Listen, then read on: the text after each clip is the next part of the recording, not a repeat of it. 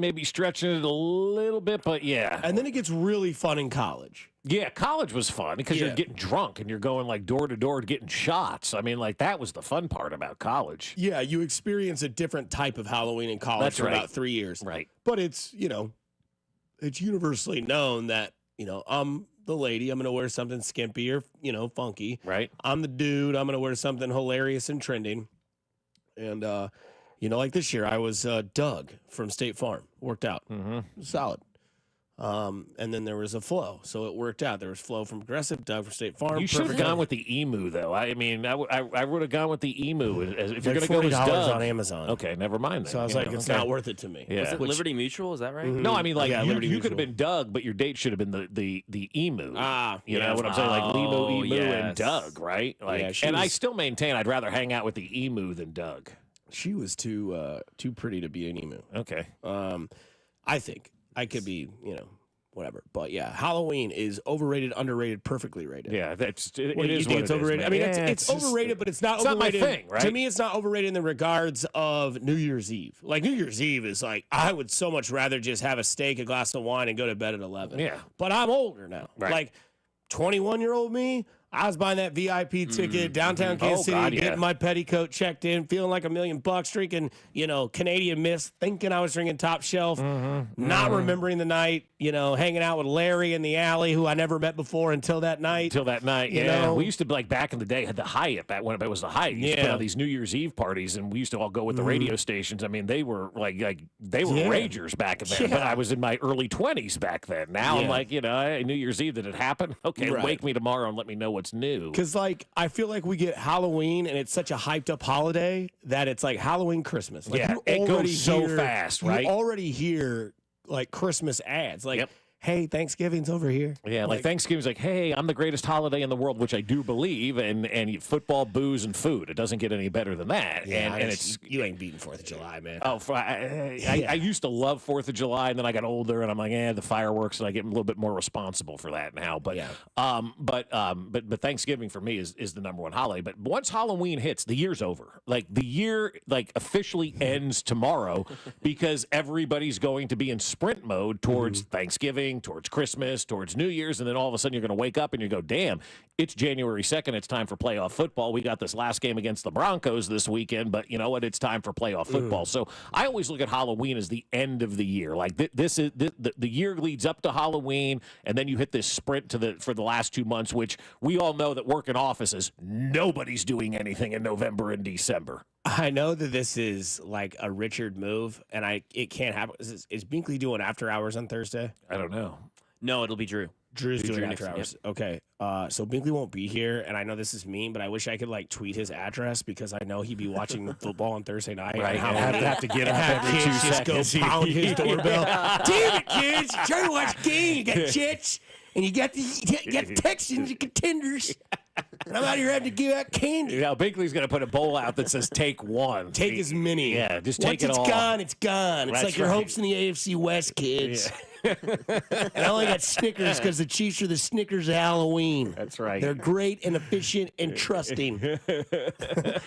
So where this all originated was our weekly poll question we do on Wednesdays. Halloween is overrated, underrated, perfectly rated. Yeah, I think it's fine. When it's perfectly rated. However you want to do Some Halloween, people go you do ham, Halloween. dude. Like I got oh god, yeah. I got it clowns popping up at 6:15 on the automatic timer. That if you don't know it's there, good God. Yeah, like people do go it's for some people it's their favorite holiday, and that's good. Mine's Thanksgiving. Yours is 4th of July. Yours is probably what, St. Patrick's Day or Thanksgiving for sure. Thanksgiving, yeah. Well, now that Missouri has certain laws, Thanksgiving rocks. Thanksgiving's a lot better than it used to be, right? Full. Yeah. Hey, Uncle Drew, you want to go outside real quick? We'll be hungry again in 2 hours. Yeah, we'll eat again later. But no, I think everybody's got their favorite. So for some, it is Halloween. Some people get all dressed up and do their whole thing and, decorate the yard. I've seen over by Loose Park, if you want to go over that neck of the woods, and check out what's going on in those neighborhoods with all the big houses. They've got these skeletons that are like 20 feet tall out in front of their houses, right? It looks wild. Like there's all one of in these my neighborhood people, with a Chiefs jersey on. a big, 20-foot tall skeleton. With a big Chiefs thing on. It looks weird in front of smaller houses, like over there off of Ward Parkway, they got these mansions, right? Fine, the other half lives. They got these big skeletons out front. I'm like, damn, those are some big-ass skeletons. Those are big people.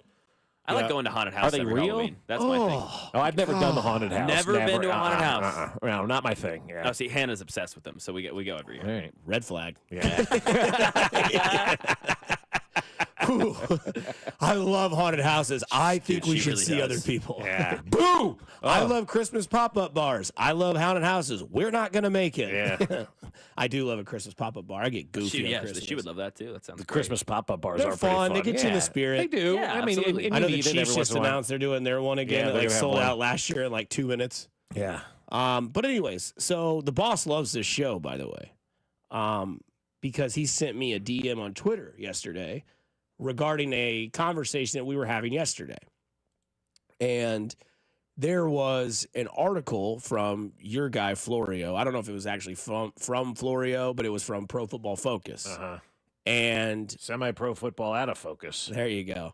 And it was basically an article, and I'm not going to read it on the air because it's terrible radio, but it was essentially an article saying the 2024 season has had 67 games decided by 7 points or less, most ever through week 8. Scoring is down in the NFL, it is. I think, I would assume, or games are being played closer.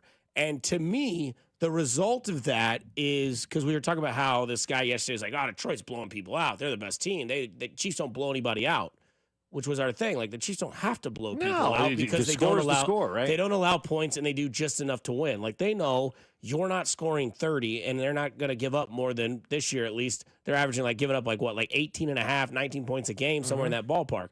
So they can allow 20 points and they know they can get 21. Game's over. That's a win. That's all that matters at the end of the day in football.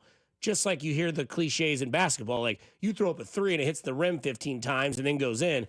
In the stat sheet, it's a 3-point shot. It just doesn't, you don't put pictures in stats.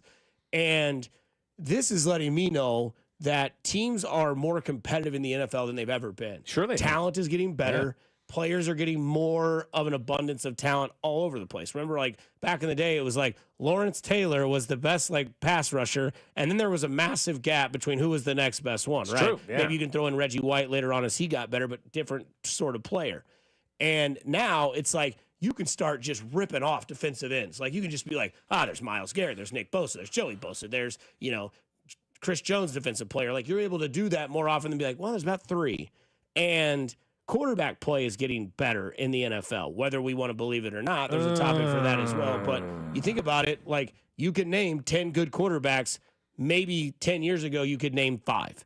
And I think the reason why the Chiefs get the grunt of this whole they're not blowing people out, they don't wow me, is because they are the team of the league. They are the prized possession. They're 7-0. They're back-to-back champs. They're going for a three-peat. And the Chiefs are doing exactly what the NFL is. They're playing close games, and they're winning. And again, 2024 season has had 67 games decided by 7 points or less, most ever through week 8 in the entire history of the NFL. Teams are more competitive than they've been, and the Chiefs are still that much better than these teams that are getting more competitive. Well, I think teams have also established that you can have talent on the defensive side of the ball, too. And we're starting to see now a new wave of kids that started playing high school ball and college ball and started focusing on the defensive side of the football. They're really good athletes. You just don't have to play offense anymore. Defensive backs are getting paid. Defensive linemen are getting paid. Defensive ends are getting paid. Like before, it used to be just a quarterback and maybe the running backs got paid in the NFL and everybody else made their pittance, right? Now you're starting to see the left tackle get paid big money. The right tackles are getting paid big money. The interior linemen are getting paid big money.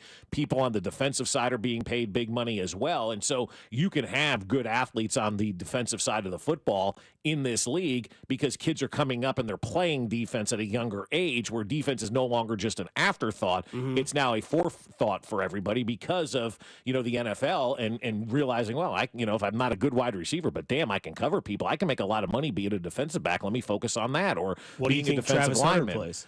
I think he plays both, man. Like, I think if you're drafting that kid, you can't put limitations on him, and you're stupid if you do. Like, you're just dumb as an organization if you say, well, he can only be a defensive player because you don't know how good he could be at wide receiver. Or if you just say he could be a wide receiver, he could turn out to be one of the best cornerbacks we've ever seen in the NFL. I would absolutely I'd draft him as an athlete, and I'd let him tell me what he's going to play by the way he practices and adjusts to the league. And also, maybe this is a hot take too, but we always tell people, like, you miss a year in the NFL, you're so far behind because the NFL just moves at such a crazy rate with rule changes as well, and like how it is different.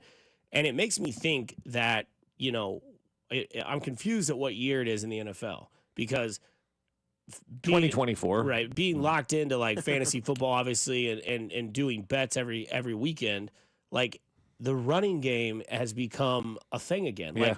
Like the highest offense of scoring team in the NFL, which is the Detroit Lions, it's no secret what they're going to do to you. They have a dual-headed monster in their backfield with Dave Montgomery and Jahmyr Gibbs. And then it's, Amon-Ra St. Brown. And don't forget Jameson Williams. Well, you're going to, because you may not hear his name very often. The guy's in the world. Wow, that's obviously a scandal going on. But it seems also, to take a biased take on this, that Brett Veach is, again, 2 steps ahead of everyone else, because now the Chiefs are doing it as a defensive first team, the second best defense in the NFL, and they don't really have the offense that blows you away. And what Brett Veach is doing is, it's a running league this year, it seems like, and it seems like it's a more defensive league this year, and that's what's winning football games. And you look at where the Chiefs kind of, after the Tyreek Hill period, they completely 180'd their team. They went from like, okay, we're going to blow people out or just boat race or have a track meet and see what you can do, to now it's, we're going to score 21 and not going to allow more than 20. Well, I mean, if you're smart in the NFL, you're looking at what Brett Veach did today in 2024 and say, okay, this is what's going to be like in 2026. And you need to start setting your team up for that if you want to have any idea of or any, chance, I should say, of beating the Chiefs in 2 years. You got to look at what they're doing now, because this defense didn't just show up overnight. This is like 2 years ago, 3 years ago. You drafted McDuffie, you drafted George Karlaftis, you drafted Nick Bolton, and all of a sudden you started to see these pieces getting drafted. You drafted Cook, you signed Justin Reed. Like, all of these pieces started to come into the fold a couple of years ago, and it leads you to where you are now, and that's one of the best defenses out there. And, I think that the league has become more of a running league this year, because I don't think there's a lot of good quarterbacks in the NFL right now. And I don't think there's a lot of good quarterbacks in the NFL because I just don't think there's a lot of good coaching in the NFL right now. And when you look at the success rate of quarterbacks, everybody wants to blame the quarterback or blame the coach. It's a 50-50 split. Most of these quarterbacks, like Anthony Richardson right now, he's failing because he sucks. He just does. He sucks as a human for doing that to his team. You just do. Every single person in the NFL that came out and talked about this guy or has played in this league is like, F that guy, man. You're the quarterback of your team and you're tapping out. So when he fails, it's because of him. It's not because of the head coach and the system. But there are other players that have failed because they have not been with good head coaches and in good systems. And that's the problem with hiring a 35-year-old head coach. Like, I'm not trying to be the old guy here, but look who's the most successful coaches in the NFL. The guys that have been in these positions and have seen it and have been around the block. These young guys come in, they think they have all the answers. 2 years, they're not coaching anymore, and they've effed up quarterbacks around this league. And so I think that's kind of why we're seeing a running league, because it's easier to run the football than it is to try to make a good quarterback out of a bad quarterback or a great quarterback out of a good quarterback. Hand the ball off and let them run. Yeah, I think there's another side of that argument, too, because there's that coaching tree of, like, McVay, right? Like, there's McVay, LaFleur, Shanahan, I think you have to say has been successful. Hasn't won the big one, but he's been successful. Yeah. We're seeing the reemergence of Kingsbury in the Washington offense, right? Finally got a quarterback that he can do things with, and it's worked.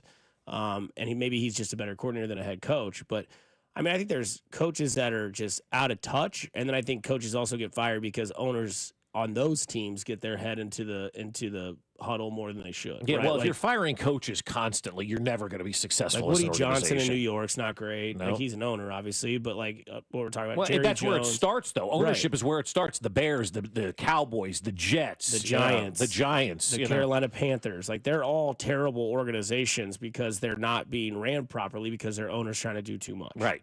And that also goes with quarterbacks as well. Like, Brian Daboll is going to get fired because his owner paid too much for Daniel Jones. And they're the ones who wanted Daniel Jones. I don't think the GM and the head coach ever wanted that guy to be their quarterback. But when ownership gets involved and says, this is the guy you're going to, what are you supposed to do? You got to take the guy on. And so that's where they are with that. And I think this topic here is well organized for Mac to kind of chime in here, because this might have been the worst QB class, which was 2023. No, 2020's QB class has got to be the worst. It's got to be. Trey Lance and that whole crew, Zach Wilson, and all those losers that were drafted in 2020. And you look at this one in 2023. It was Anthony Richardson, C.J. Stroud, Will Levis, there's a couple others that failed as Yeah, well. we're missing one or two more.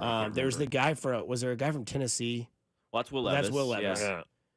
Anthony Richardson, C.J. Stroud. Those are the three big names. Yeah. And then there's two others on that list. Bryce Young in that class. Bryce Young, yeah, also he in that- stinks. he's Yeah, he stinks. I think part of the reason he stinks is because he just does stink, and he's not very good. Like- I know he's had a bunch of different coaches down there, and he hasn't been put in a great, but he stinks out loud. Anthony Richardson sucks. He should never play in the NFL again. There's just I completely disagree. he's a loser. I mean, there's just no other way to put it. The guy's a loser. Loser. And if you're going to be in a room with 52 other men and you're supposed to be the leader of that team and you're a court, like, go back and look at what Chase Daniel said yesterday or the day before about this guy. Like, Chase Daniel absolutely shredded Anthony Richardson, and he should be shredded. You're a quarterback and you're tapping out of a game when everybody else is busting their ass out there. It is like the worst look ever. And I don't know that he ever recovers from that because I don't know that guys would ever let him. Put yourself in that position, man. You're playing with this guy and he taps out. F you, pal. He's 6 months younger than Carson Beck, 3 days older than Cam Ward, and 3 months older than Shedeur Sanders, and has started less games, college and NFL combined, than any of those three guys. This is a raw prospect. What did I say before the offseason? You guys are like, why do you want to talk about Anthony Richardson? What, you guys remember this? Yeah. Why do you want to talk about Anthony Richardson? And I said, well, because everyone's going to freak out when he's not good this year, and I'm worried about it because this is a raw prospect who has so much talent, and people aren't going to give him time. He's a quitter. And one of his, Will Levis was at Kentucky. Hayden Hooker's who I'm thinking of. Oh, Hendon Hooker. Oh, Tennessee. Hendon Hooker, Yeah. yeah. That was Where's the that Tennessee. guy? Who was that? T. Martin? Is he still playing? He was a good Tennessee quarterback. Yeah. Is he the greatest quarterback to come from Tennessee? Okay. All right. Stop this. Let that one pause for a second. But no, I mean, I think that just goes to show you that the most obvious thing in the NFL is the hardest thing to capture in the NFL, which is getting a quarterback and it working out. No, it's the Like, most it's impossible thing to do in sports. Which it's like, I know it's cliche to be like, well, if you have a good quarterback, you'll have a good franchise. But like, out of all the great franchises that have had their runs and had their time, they had a quarterback that did it well, like Montana and San Francisco. Bradshaw obviously had a great defense and had a good piece around him in Pittsburgh. Brady in New England. You can give, I guess, Troy some. He ran that system well. He fine, whatever. Didn't put up big numbers. Didn't have to. Had one of the best running backs of all time and a good receiver as well. And then you look at Patrick Mahomes. And outside of that, it's like, yeah, teams do well, and sometimes there's a surprise team. Ravens did it one year. The Rams did it with Kurt Warner for that year. But like, He then turned out to be one of the greats of all time. right? And know? it's tough.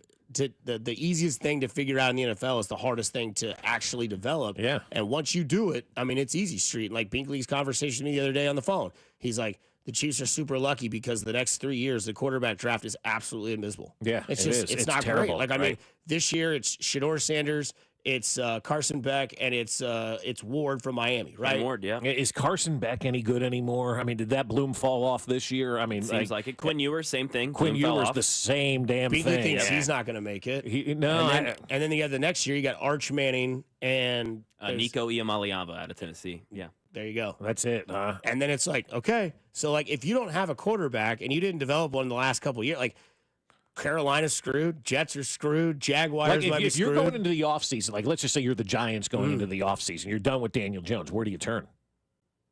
That's the thing. Fire the coach. Then you okay, have to who you hope that- hiring? Get rid of the quarterback. Who you bringing in? Then you have to hope that a trade works out or that some sort of off-season free agency works Well, out. I'm calling Atlanta. And you're calling Atlanta. saying- That's a good conversation to have. I like that idea. What do you want for Michael Penix? Oh, you're going with Penix. Oh, whichever. Hey, you got two quarterbacks. Which one don't you want? Yeah. Talk to me. Let's go. Yeah. You don't need both those guys. It's interesting.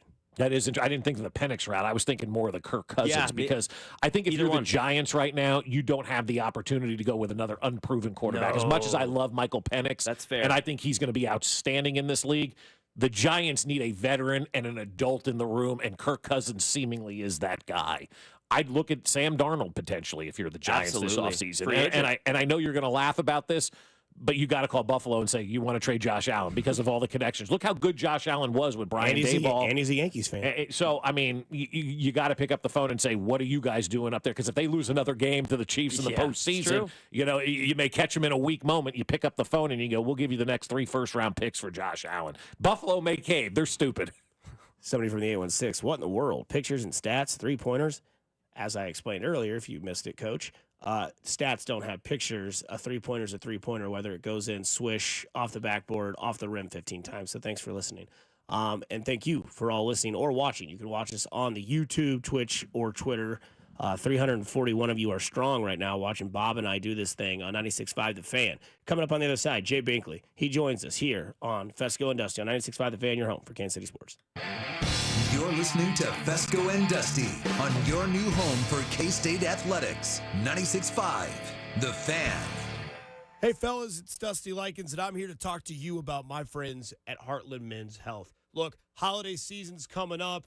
Romantic season coming up. I mean, what doesn't do it more than Christmas, Thanksgiving, Valentine's Day will be here before you know it. And there's some things that can cause some problems in the bedroom or some insecurities in your head. That's what Heartland Men's Health is here to do for you. Whether it's erectile dysfunction, whether it's low testosterone, or whether it's just weight loss issues, they can get you set up in the right direction. Again, you can schedule a consult with the Heartland Men's Health today.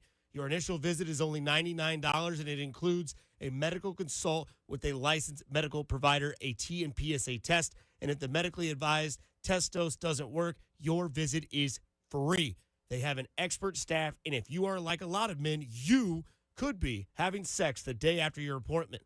They have 3 locations to serve you: Overland Park, Kansas; Independence, Missouri, between Blue Springs and Lee Summit; and their new office in North Kansas City. So call them today at 844-447-6600 or visit heartlandmenshealth.com and tell them Dusty Likens sent you.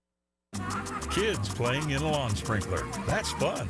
Fire sprinklers. That's serious business. You seldom think about the fire sprinkler system in your commercial building, but Keller Fire and Safety thinks about sprinklers every workday, inspecting, testing, maintaining, repairing, ensuring that they'll work properly to protect people and property in case of a fire. Call Keller. Keeping the fire marshal happy since 1950. Keller Fire and Safety. KellerFire.com.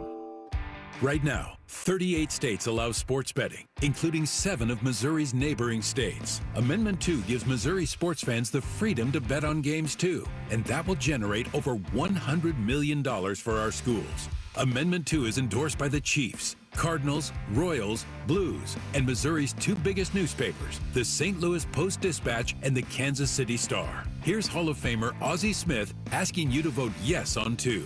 Back in my day, I was the wizard of the infield. Now, I'm a grandfather. That's why I'm voting yes on Amendment 2. It means over $100 million for Missouri schools and teachers, and no more broken promises. There's a constitutional guarantee that the money goes to our schools, and legalizing sports betting is great for us fans too. That's why the Royals, Chiefs, Blues, and Cardinals all join me in saying yes on Amendment 2.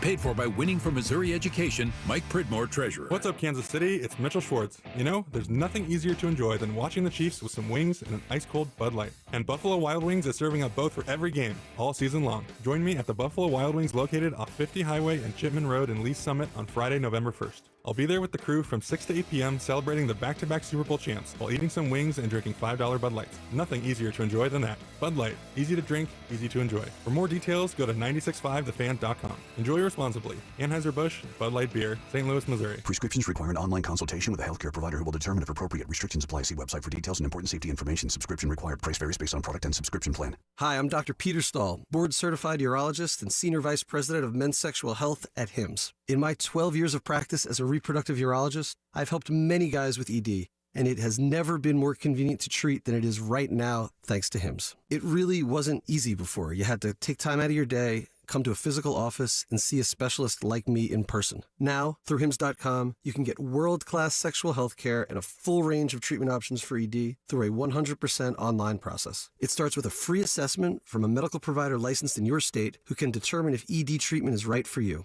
If prescribed, your medication is shipped to you for free. So don't wait. Join the hundreds of thousands of guys who've gotten help for their ED through HIMSS.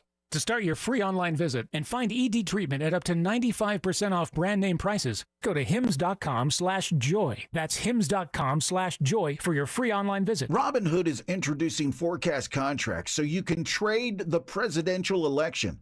Through Robinhood, you can now trade financial derivatives contracts on who will win the U.S. presidential election, Harris or Trump, and watch as contract prices react to real-time market sentiment. Each contract you own will pay $1 on January 8th, 2025 if that candidate is confirmed as the next U.S. president by Congress. Learn more about the presidential election contracts on Robinhood at robinhood.com/election. The risk of loss in trading commodities interest can be substantial. You should therefore carefully consider whether such trading is suitable for you in light of your financial condition. Restrictions and eligibility requirements apply. Commodity interest trading is not appropriate for everyone. Displayed prices are based on real-time market sentiment. This event contract is offered by Robinhood Derivatives, a registered futures commission merchant and swap firm. Exchange and regulatory fees apply. Learn more at robinhood.com/election. Chiefs coverage brought to you by Andy's Frozen Custard. Visit eatandys.com to find the location nearest you. Top your day with a smile. Let me tell you about my good friend Andy from Andy's Frozen Custard. He's from Kansas City, never misses a game, and serves the world's finest frozen custard. Tailgate with a pick six, or grab a freshly made custom treat before or after a game. And tell him Mitch and Andy sent you. Here's traffic, brought to you by DM Injury Law. Have you or a loved one been in a car wreck? Contact DM Injury Law today and get the money you deserve. Car wreck? Remember, Mike's got this. Missouri side, 70 westbound starting to slow approaching Nolan. Lee Summit, US 50 westbound filling in between 3rd Street and 470. In Belton, 49 northbound starting to slow around Missouri 58. Alan Carr, 96.5 The Fan, traffic. It's time for the College Football Report with Jay Binkley. I'm still not sure I'm not Dusty's dad, but regardless. On your home for K-State Athletics, 96.5 The Fan. No truer words have once been said by one Jay Binkley, and I quote, "I'm still not sure I'm not Dusty's dad." Wow. I mean, he was basically my stepfather here at the station for many, many years. Many years. Yeah. All right. So, love to have him on. Jay Binkley joins us now here on Fescoe and Dusty. Bink, have you kicked anybody from the Ravens social media's ass yet? Oh, man, I would love to. Here's an organization that went out and signed a receiver, and they have the worst pass defense in the NFL. What a bunch of clowns. So, I mean, you have been going like crazy over people talking about the Ravens being better than the Chiefs and all this kind of stuff. It really kind of hit a crescendo earlier in the week with you and some no-name guy from CBS Sports. And I, honest to God, if you gave me $1 million right now, I couldn't tell you what his name was. Went out there. The loser that was on The Bachelor, Bob. That tells you everything you need to know about what kind of loser that clown is. Yeah, I mean, you're right. He was on The Bachelor. Somebody did tell me that. But on Twitter, I think our friend Kathy out in L.A. said, like, this guy was on The Bachelor. He said that the Chiefs stink and the Ravens are better and then had nothing to back it up with. Just Jay, unload on the people who think the Ravens are better than the Chiefs. Your thoughts. Yeah, it baffles me when people think that a team that is in second place in their own division with 3 losses is better than an undefeated team that happened to beat that team earlier in the year and twice in the last year. I just think it's funny when people look at the teams and it's the narrative. It's like for years, even last year, people looked at the Chiefs, well, they can't play defense. They can't play defense because that was the old narrative of what the Chiefs were, and then they changed it. But people who didn't watch football don't realize that. People just watch the highlights for 2 seconds instead of actually watch the games or read the games. It's very uneducated, what a lot of the National Football League media is, to be quite honest with you. They're just idiots. And the fact that you have a team like the Ravens, that people are going by what they've done in the past, this dominant defense. You can't be a dominant defense when you're 32nd ranked pass defense in the NFL. They're 26th in the NFL in points against. That's embarrassing. And to sit here and trot it out because you're thinking about, how the Ravens used to be and Ray Lewis and how dominant that defense was. That defense in Baltimore was so much better than it is this year, last year. Yeah, and so that's where we sit, where the Chiefs are trying to continually, prove themselves to people who think Baltimore is better. Yeah. Let's switch to college, Jay, and we saw KU, K-State, and KU. I think they should cancel the program. I just don't see anything redeeming. They have one good season every 12 years and then act like they've arrived when they haven't, and they lost another one. To me, this is on coach. When you lose these close games at the end, that's all coaching. Yeah, it is, Bob. We sit here and watch the Chiefs win these close games at the end because it's what good teams do, and KU finds a way to lose it. I tell you what, man, for Kansas fans, They gave Kansas State everything they wanted. You're watching that game, I'm like, man, Kansas might actually beat Kansas State. Kansas State had won 15 straight against Kansas, and I'm watching that game, and I think, okay, here's where K-State is. That they're balancing the fine line between the Pop-Tarts Bowl and the playoffs. So that's how close that game could have gone for Kansas State. Lose that game, welcome to the Pop-Tarts Bowl again, win the game and have a chance at the playoffs. But I was surprised how close they played Kansas State in that game. Moving on. Jalen Daniels, by the way, has been playing much, much better. He's actually climbing.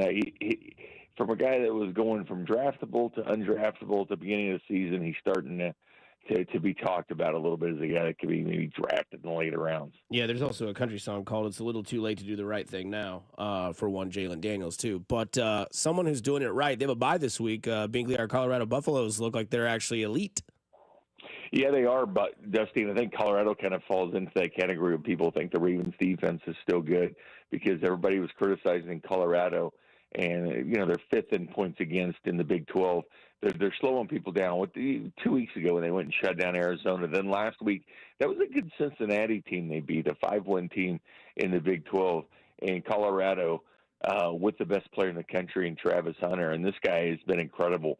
9 catches, 153 yards, 2 touchdowns. He's the only guy in Big 12 history to win Offensive Player of the Game a week and the Defensive Player of the Week in the same season. He's that good. When you have 153 yards receiving, and on the flip side of the ball you have 4 pass breakups, he's unguardable.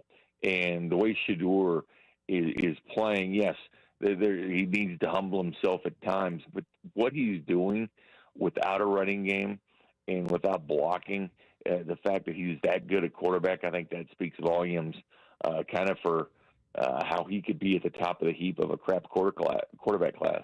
Yeah, you mentioned that crap quarterback class. How many guys are draftable? Like, if you're a franchise right now, there's a lot of them that need quarterbacks. I mean, where are you going this year? Yeah.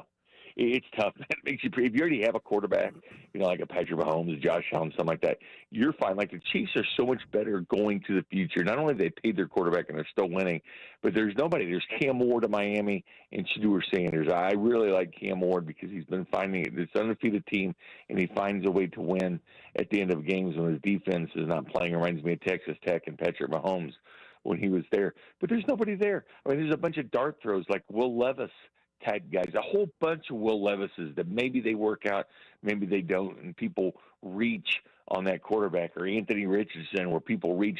Think about how much these NFL teams, all the scouting departments and what they do, go into every game learning all about this quarterback, and is he a team leader, and finding out from his friends and all this. They spend all this resources in the toughest position, the draft in the NFL, and they continually strike out on it. It's amazing. And guess what? In 2 years, if you think, okay, we'll wait for the next year. Okay, well, that's fine. Well, it's Arch Manning. If you can get Arch Manning, it's fine, but only one team can get that. It's Nico at Tennessee, Mac's team. And you guys realize that Jackson Arnold, a horrible quarterback at Oklahoma, is considered a top 5 quarterback in that next class the year after. I mean, this is the Oklahoma version of Will Levis. I mean, it is amazing how bad quarterbacks are in the NFL.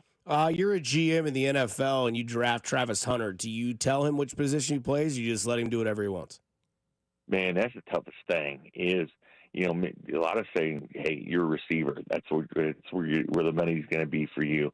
And, yeah, I mean, just maybe reaching him and saying, hey, man, what you're doing at Colorado is fine, but you're not playing Kansas. You're playing NFL teams. And that's going to be the hardest thing. Talent evaluators are having a hard time, figuring out offense or defense. But it's not going to hurt him in the draft stock. It's an unbelievable talent. But, yeah, he's going to have to focus in on being a wide receiver because I think that's where he'll make the biggest damage in the NFL. But when guys are like that, when Peyton Manning played quarterback and, didn't want to ever walk away from the game and always going to take Arch Manning to tell his son, hey, man, you're done, man. The injuries, everything's backing up. Travis Hunter, good luck telling him to play offense or defense because he probably didn't want to listen to you. Yeah, and are you all in on the Indiana train? What's that? Oh, Indiana.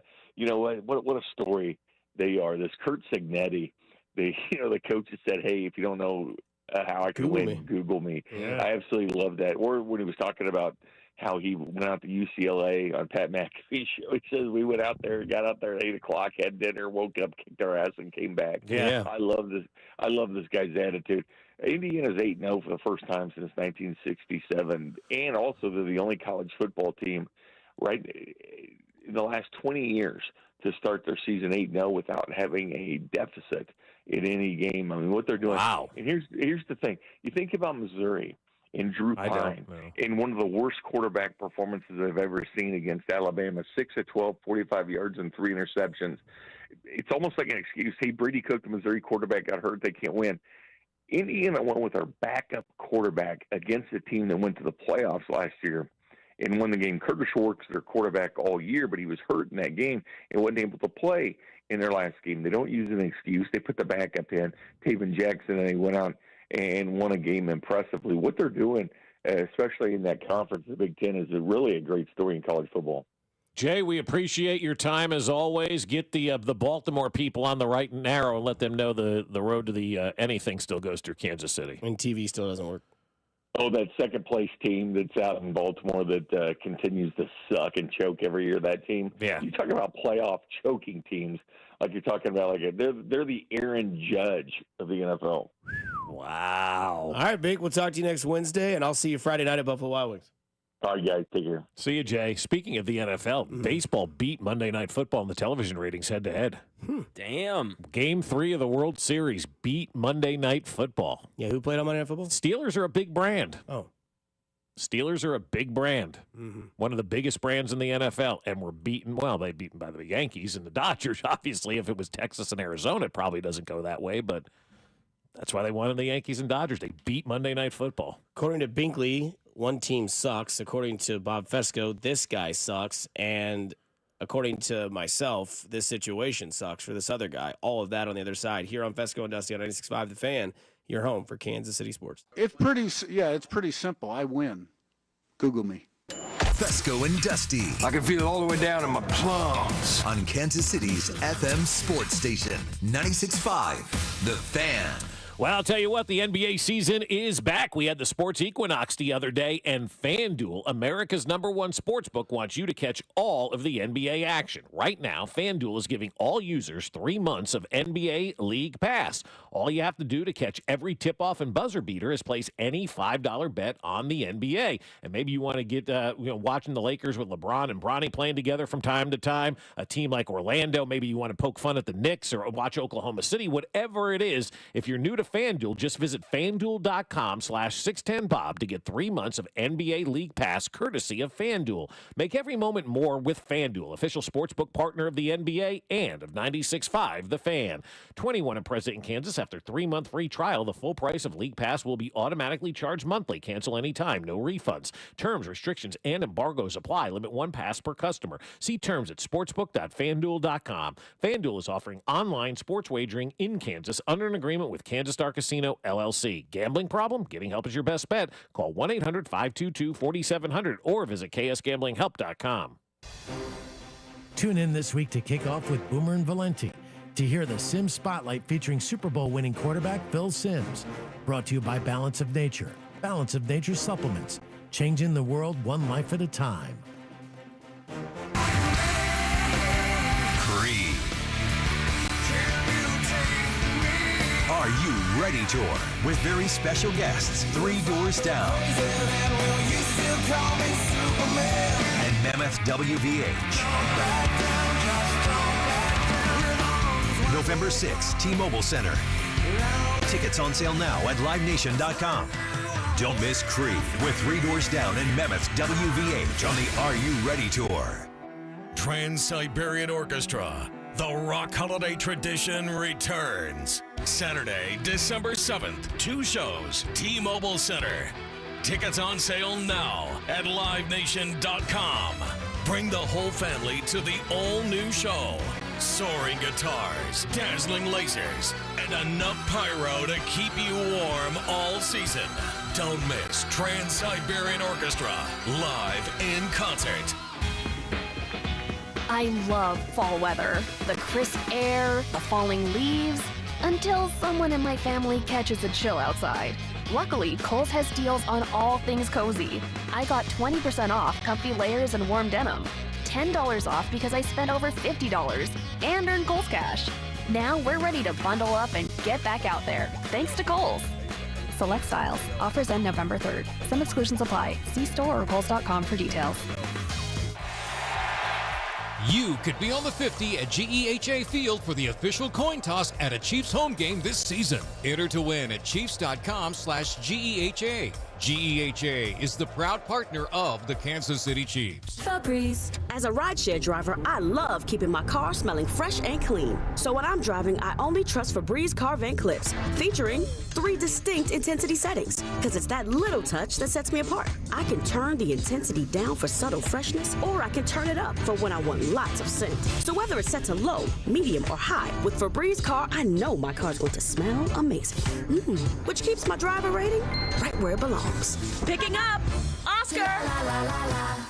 From maintenance to emergency repairs, Comfort Systems Heating and Cooling will keep you warm when it matters most. Contact us today and stay cozy all season long. Comforting people is what we do. Comfort Systems is right for you. MyComfortSystems.com. Chiefs coverage is brought to you by Comfort Systems Heating and Cooling, serving all of KC. Arvest Bank, believing in the power of serving others. Arvest Bank believes in the power of serving others. That's why we're committed to supporting those who serve our communities.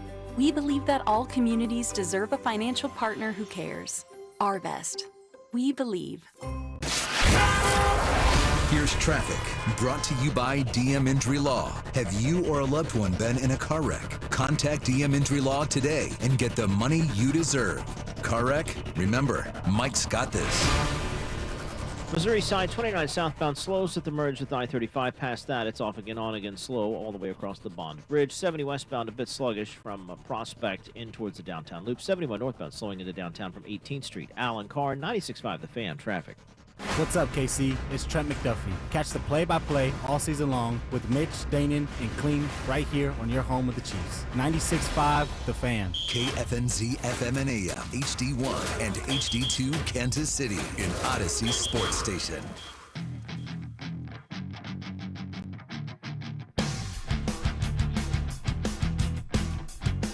Back here at 96.5 The Fan on a Wednesday. Don't forget, we do our poll question every week. This week, it is quite simple. With the holiday tomorrow, we ask, is Halloween overrated, underrated, perfectly rated? The Ravens got a treat yesterday. They added Deontay Johnson. As overrated. Deontay Johnson? Just the Ravens. But yeah, no, yeah, fine. He's fine. Deontay Johnson, former Pittsburgh Steelers wide receiver, former Carolina Panther wide receiver, now a Baltimore receiver. Which, it's interesting that they added a receiver because it seems like they've been doing all right with Likely, Andrews, Bateman, and Flowers. Yeah. But now they add another wide receiver, which I thought Alex Rule had a good tweet yesterday because he said, great, the Ravens now will convince themselves to be a passing team when really they're a running team when it comes to the playoffs, and they'll lose again. Well, it's really, to me, when I saw this move go down yesterday, I'm like, okay, cool. We knew this guy was going to be traded. It's just a matter of where he was going to end up. And there were some reports yesterday that he wanted to be on an East Coast team. And because I know people immediately goes, why didn't we get him? Like, everybody that gets traded doesn't automatically come to Kansas City and shouldn't automatically come, to Kansas City. There are extenuating circumstances, blah, blah, blah. So he gets traded, great, fine, well and good. But this, to me, reeks of we're not good on defense, so we're just going to go now try to be the 2018 Chiefs and try to outscore everybody. And as we know, eventually you get to the end of the line on that, and all that goes away, as we saw against the New England Patriots that year.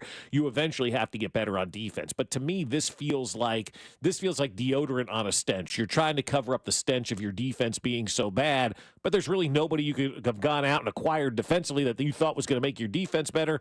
So you try to make your offense better to try to outscore what your defense is not capable of doing. That's stopping the opposition at this point in time. Yeah, I just think it's interesting they would, I don't know, maybe, Mac, you think it's a wise move, or do you think it's just like adding more confusion to the offense. It doesn't need any more confusion. I mean, like Deontay Johnson's a good player. I think he'll get open for him. It's good. But like if you watched last week's game and thought, oh yeah, they need another wide receiver, like that's just not the case. Right. And they had a lot of drops on both on defense with interceptions and on offense with catches. I know Bateman and Aguilar, those guys both dropped some passes. Deontay Johnson drops passes a lot. Like he is a receiver who does not. This is now his third team that he's been on as well. And too, every right? team he's dropped passes. Not Hopkins. Okay, this is not the same. So I just don't know if that's going to really fix the problems that they have. But the problems are not on offense for Baltimore. They score. Yeah, that's the thing. Like they're not addressing their issue, and that's when you do get into trouble because you've got an issue that's out there. Everybody knows defensively, Baltimore can't stop anybody. Well, I shouldn't say that. People just assume they're good because Ray Lewis played 20 years ago, so that carries over, and Baltimore is always going to be good defensively. But as you know, with Binkley going through the numbers, 32nd in pass defense, 26th in scoring defense, that's not going to win you a lot of games in the postseason. You've got to figure out a way to stop the opposition. And I think Baltimore got to that point where they're like, all right, we got 6 days to go before the trade deadline, 7 yesterday. Maybe we can't improve on the defensive side, so let's just try to get better on offense and just try to score 40 a game and see if we can outscore our defense is essentially what Baltimore's trying to do. And that may work that may work in the regular season. It definitely works in the regular season. There's no question about that. But when you get to the playoffs and you've got to make plays and you've got to stop the competition and stop the opposition, you're not going to be able to do that with Deontay Johnson. No way. Man, tired. I ain't gonna lie. That was a lot of running right there, what I did, and I don't think I was gonna be able to go that next play. So I just, just I was saying I just needed a break right there. That man audio from Indianapolis, that is Anthony Richardson post-game comment about taking himself out. He was benched yesterday for Joe Flacco. As he should have been. You can't roll. I think he's done with Indianapolis now. And that's how I would be if I'm them. I can't trust this guy. I mean, this guy quit on his team. He's a loser. Big old L on his forehead. That's what Anthony Richardson is. You play quarterback, you've got to be a leader. You can't do this kind of stuff. And so if I'm Indianapolis, I'm looking to trade his ass in the offseason and starting over because you've got to talk to 52 other gentlemen in that locker room. You got to look those guys in the eye and be able to look at them and have them look back at you and trust you and believe in you and understand that when that quarterback steps in the huddle, you have to believe in that guy. There's 10 guys in that huddle on offense that look at that quarterback and say, can you help me win? Will you help me win? Do I believe in you?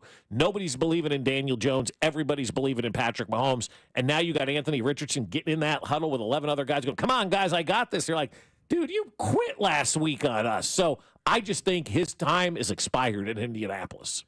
I think it's just one of those learning moments. I don't think it's necessarily we're going to move on, but I think it's one of those things where he's a young quarterback and maybe he could have used better verbiage when describing, he could have been more like, I was gassed. I didn't feel like I was going to give my team the best opportunity, so I thought I'd take myself out instead of being like, I'm just tired. I ran around a lot of that play. I needed time. It's like you'll learn these things as you get older and as you do this league. Because I think the biggest question that came into the league with Anthony Richardson was how much has he played in Florida? We saw a couple of pizzazz plays. There was a play that he made that was a Mahomes-like play that was on national television where he runs around the backfield. It looked a lot like the San Francisco play. And that pops out, and people okay, this guy's talented. And at a time in Florida, people were watching him and being like, this kid's showing talent, but we haven't seen how much he's played.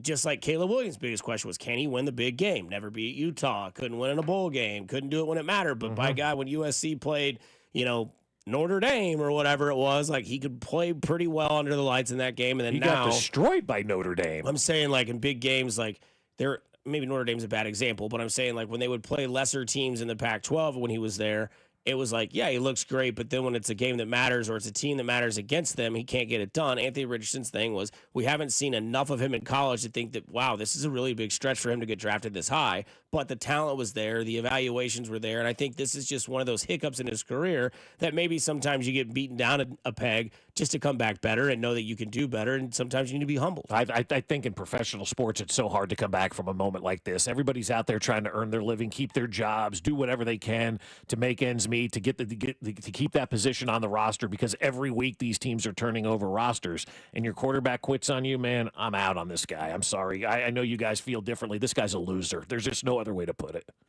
He's the 4th overall draft pick a year ago. So Josh Rosen was a top 10 draft pick, and Arizona cut beat with that guy real fast. Huge difference. Because he was a turd in the locker room as much as he was on the field. Massive difference being Josh Rosen is miles, 10 times more experienced, more veteranhood, more older than Anthony. You drafted a 21-year-old quarterback. You drafted him, though. You're putting him into this situation. Grow up, man. There's no time to be a child in the NFL. You've got to grow up. You've got to be a quarterback of a league. You're the face of the organization. It's a different role. It is a different ball game. It is a different circumstance. That's why Aaron Judge is getting crushed right now. The Yankees aren't even hitting over 200 as a team in the World Series. Nobody's talking about anybody else. Aaron Judge is the leader. Aaron Judge is the face. Aaron Judge is the guy that's going to get all the credit and all the blame. And that's what you accept when you become a quarterback in the NFL. It is a different ballgame. You're the leader of that team. You're also the face of the organization and probably the most important athlete in that city. And when you quit on your team in the middle of a game when everybody else is busting their ass,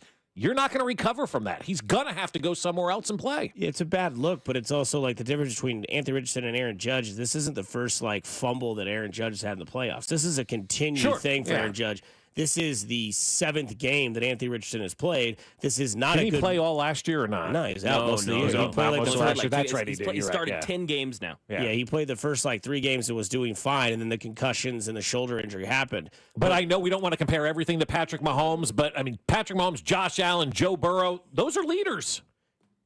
Yeah, Richardson and Allen in their first 10 games, same amount of passing touchdowns, 1 less rushing touchdown for Richardson, 2 less turnovers for Richardson than Allen, better passer rating, same completion percentage, and a better win-loss than Allen. Did Josh Allen never quit on his team? It's a huge thing for me. I'm just not in on this guy. And you can give me all the stats you want. The guy is a loser.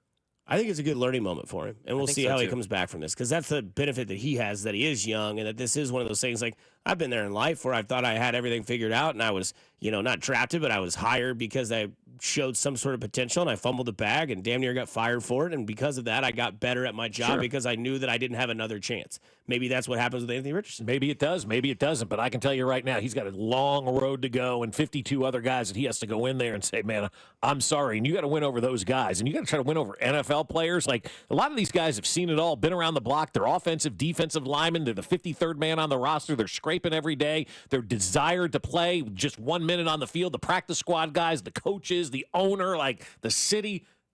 F that guy, man. I'm sorry. Get the hell out of here, man. I wouldn't want him anywhere near my organization. Yeah. I don't know. Agree to disagree. I would just let this be a learning curve, because, Joe Flacco ain't going to make it through the rest of the season. You have to put somebody in. That's what they said last year in Cleveland, and boy, did he do good. He should have been back in Cleveland. Came in week 10. Yeah, it's stupid for the Colts to do this, but we'll see what happens. I think it's smart, because I think it gives him a reality check. Hey, man, you are the future of our franchise, but here's what we will tell you. We still, reign supreme over your playing time if we need to. Maybe this makes him a better quarterback. I don't know. Who knows? Coming up on the other side, Max Pack and Bob's Bottom Feeders here on a Wednesday on 96.5 The Fan, which is your home for Kansas City sports. You're listening to Fescoe and Dusty. What the hell's wrong with your station? On Kansas City's FM sports station, 96.5 The Fan. All right, I'll tell you what, my friend Dawn Sharp and her team at the Sharp Homes team are the best in the business when it comes to selling your house here in Kansas City. And you may think, okay, what separates Dawn from everybody else? Well, there's a lot of things that separate Dawn from everybody else. And you want to know what makes your home sell for top dollar nowadays? You need more than just a sign in your yard. Dawn Sharp has what it takes to get your home seen by more qualified buyers than any other agent. She's a leader in using new technologies and marketing strategies, meaning buyers will be competing for your home. Contact the Sharp Homes team so you can be another one of their great success stories. Dawn and her team will bring you the most buyers. On average, they sell a home every 72 hours, and they've helped thousands of families like you turn challenges into solutions. The Sharp Homes team can give you options. Do you want to skip the showings and open houses and go straight to sold? Well, you can do that. Contact them to discuss their instant offer program. In fact, contact the only agent I would trust if I needed to sell my home. It's Dawn Sharp with the Sharp Homes team, brokered by Epic Realty. You can Google them, Sharp Homes team, and check out all of their 5-star Google and Zillow reviews. There's over 200 of them out there right now. So Google them at Sharp Homes team, and they can give you an instant offer, like I said, on your home if you want to go that route as well. Visit them at homesforsaleInKC.com. That's homesforsaleInKC.com, and start packing. Fall in the Midwest is pleasant. The air is crisp, the temperatures are mild, and all is right with the world. But every one of you knows that lurking around the corner is creepy old man Winter. He wants to come into your home, put his feet up on the couch, and take over the remote. That's why you need to replace your drafty old windows with triple glass replacement windows from Thermo King. Triple glass? But weren't you told that double glass windows were all you'd ever need? Think again. Triple glass windows offer double the insulating barriers against creepy old man winter than double glass windows. And their super strong frames are guaranteed to never twist, warp, fade, or fail. And right now, Thermo King is selling their triple glass windows for the same price as double glass. Who would do such a thing? Thermo King, that's who. So don't let this beautiful weather fool you. Protect your home from creepy old man winter and call Thermo King today. 888-KING-WIN or online at thermokingwindows.com. Protect yourself. Get the updated COVID-19 vaccine and your flu shot at the same time at Hy-Vee. That's right, you can save time and get your COVID-19 and flu shot at the same time. Schedule your updated COVID-19 vaccine and flu shot online today, or just stop by any Hy-Vee pharmacy whenever it's convenient for you. No appointment necessary. Plus, when you get your flu shot at Hy-Vee, earn a 20-cent fuel saver. Your Hy-Vee pharmacy is here to help you and your family stay healthy. Some restrictions apply. This is an ad by BetterHelp Online Therapy. Hey everyone, it's Boomer Esiason. What's something that you've always wanted to learn? An instrument, a new language, how not to burn pasta. Whether it's big or small, imagine how great it would feel to finally do it. As kids, we're always learning and growing, but as adults, sometimes we lose that curiosity that made life feel so exciting. So it's easy to think that we are who we are and we can't change. But BetterHelp is here to tell you that it's never too late to be who you want to be. Therapy can help you reconnect with your sense of wonder because your back-to-school era can come at any age. BetterHelp makes it easy to get started with affordable phone, video, or live chat sessions you could do from anywhere, and the option to message your therapist between sessions if anything comes up. So why not rediscover possibility with BetterHelp? Visit BetterHelp.com/Boomer today to get 10% off your first month. That's BetterHelp, HELP.com/Boomer. O'Reilly. You've got questions? O'Reilly Auto Parts has answers. Need a pro you can trust? We've got that too. No matter what you need, our professional parts people have the training and expertise to help you do things right. Deep automotive knowledge. Just one part that makes O'Reilly stand apart. The professional parts people. O'Reilly Auto Parts. Robinhood is introducing forecast contracts so you can trade the presidential election. Through Robinhood, you can now trade financial derivatives contracts on who will win the U.S. presidential election, Harris or Trump, and watch as contract prices react to real-time market sentiment. Each contract you own will pay $1 on January 8th, 2025 if that candidate is confirmed as the next U.S. president by Congress. Learn more about the presidential election contracts on Robinhood at robinhood.com/election. The risk of loss in trading commodities interest can be substantial. You should therefore carefully consider whether such trading is suitable for you in light of your financial condition. Restrictions and eligibility requirements apply. Commodity interest trading is not appropriate for everyone. Displayed prices are based on real-time market sentiment. This event contract is offered by Robinhood Derivatives, a registered futures commission merchant and swap firm. Exchange and regulatory fees apply. Learn more at robinhood.com/election. You're listening to 96.5 The Fan from the Mission Plumbing, Heating, and Cooling Studios. Here's traffic, brought to you by DM Injury Law. Have you or a loved one been in a car wreck? Contact DM Injury Law today and get the money you deserve. Car wreck? Remember, Mike's got this. Missouri side 29 southbound sluggish from Armour into the downtown loop. 70 westbound a bit slow coming in from 470 over past Nolan. Belton 49 northbound a brief slowdown around Missouri 58. Allen Carr 96.5 The Fan traffic.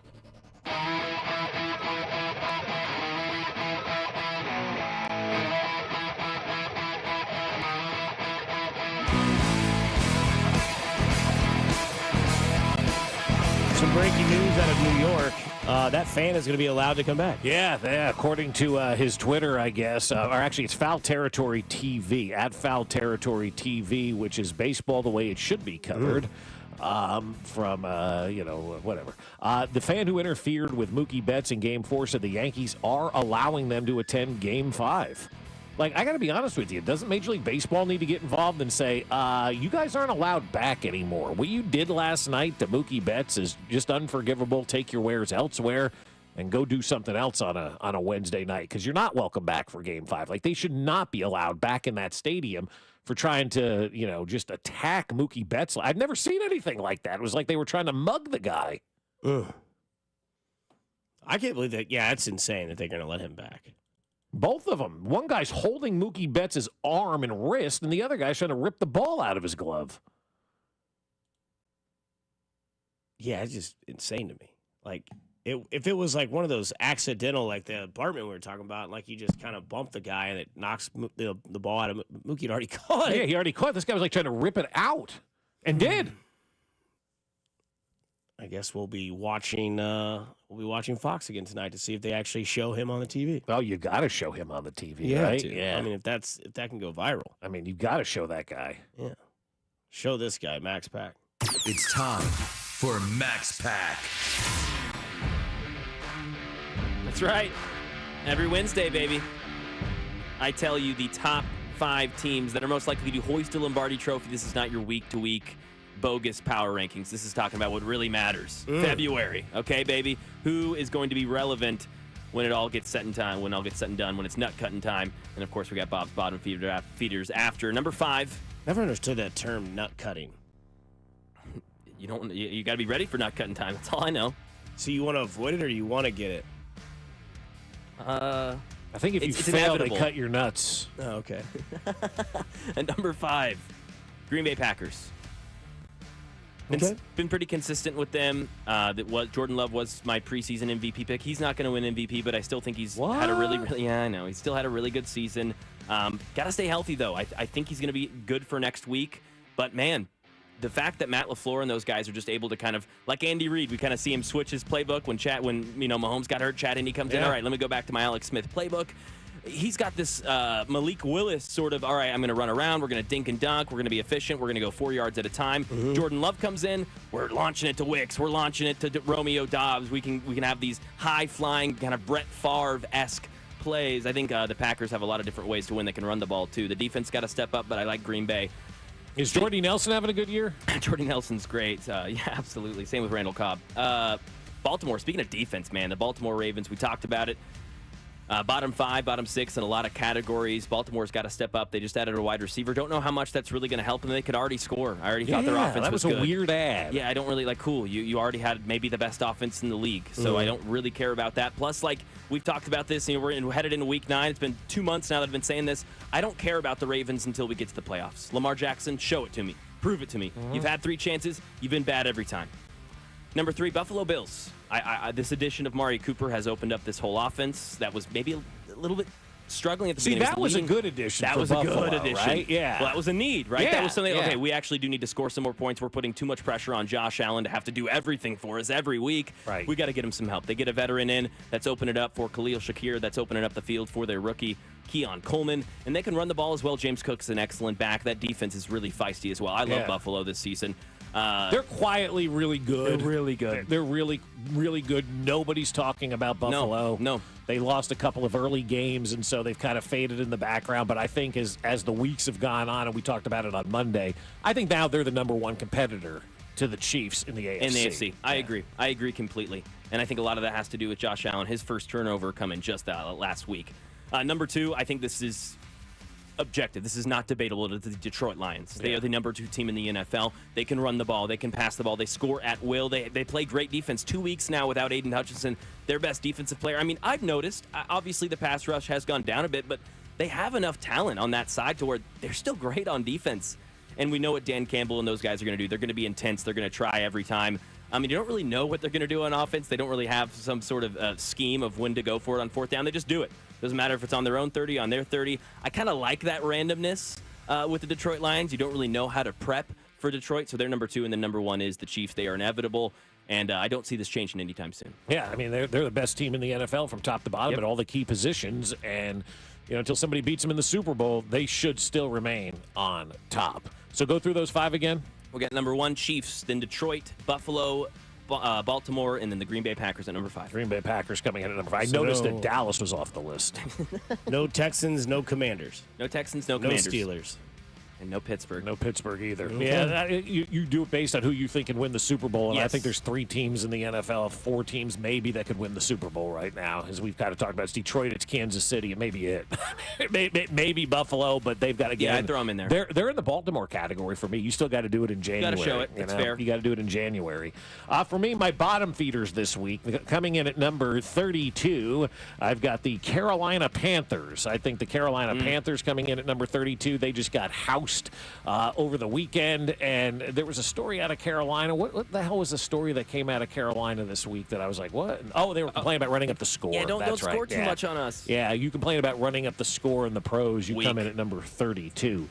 Cleveland, even though they got a win, they come in at number 31. They're going to come back to the pack a little bit. They got the bounce from having a new quarterback. They played with emotion with Jim Donovan passing away. They had a great game plan for Baltimore. I think they come back to the pack. I just don't think they're a very good team right now, coming in at number 31. The Giants losing another one. Daniel Jones is still the quarterback. They're number 30 on the list right now. You don't have a quarterback. You don't have a chance, which brings us to number 29, the Jets. The Jets come in at number 29 this week. Aaron Rodgers is now saying he's drinking cayenne pepper water, so he's going to be okay.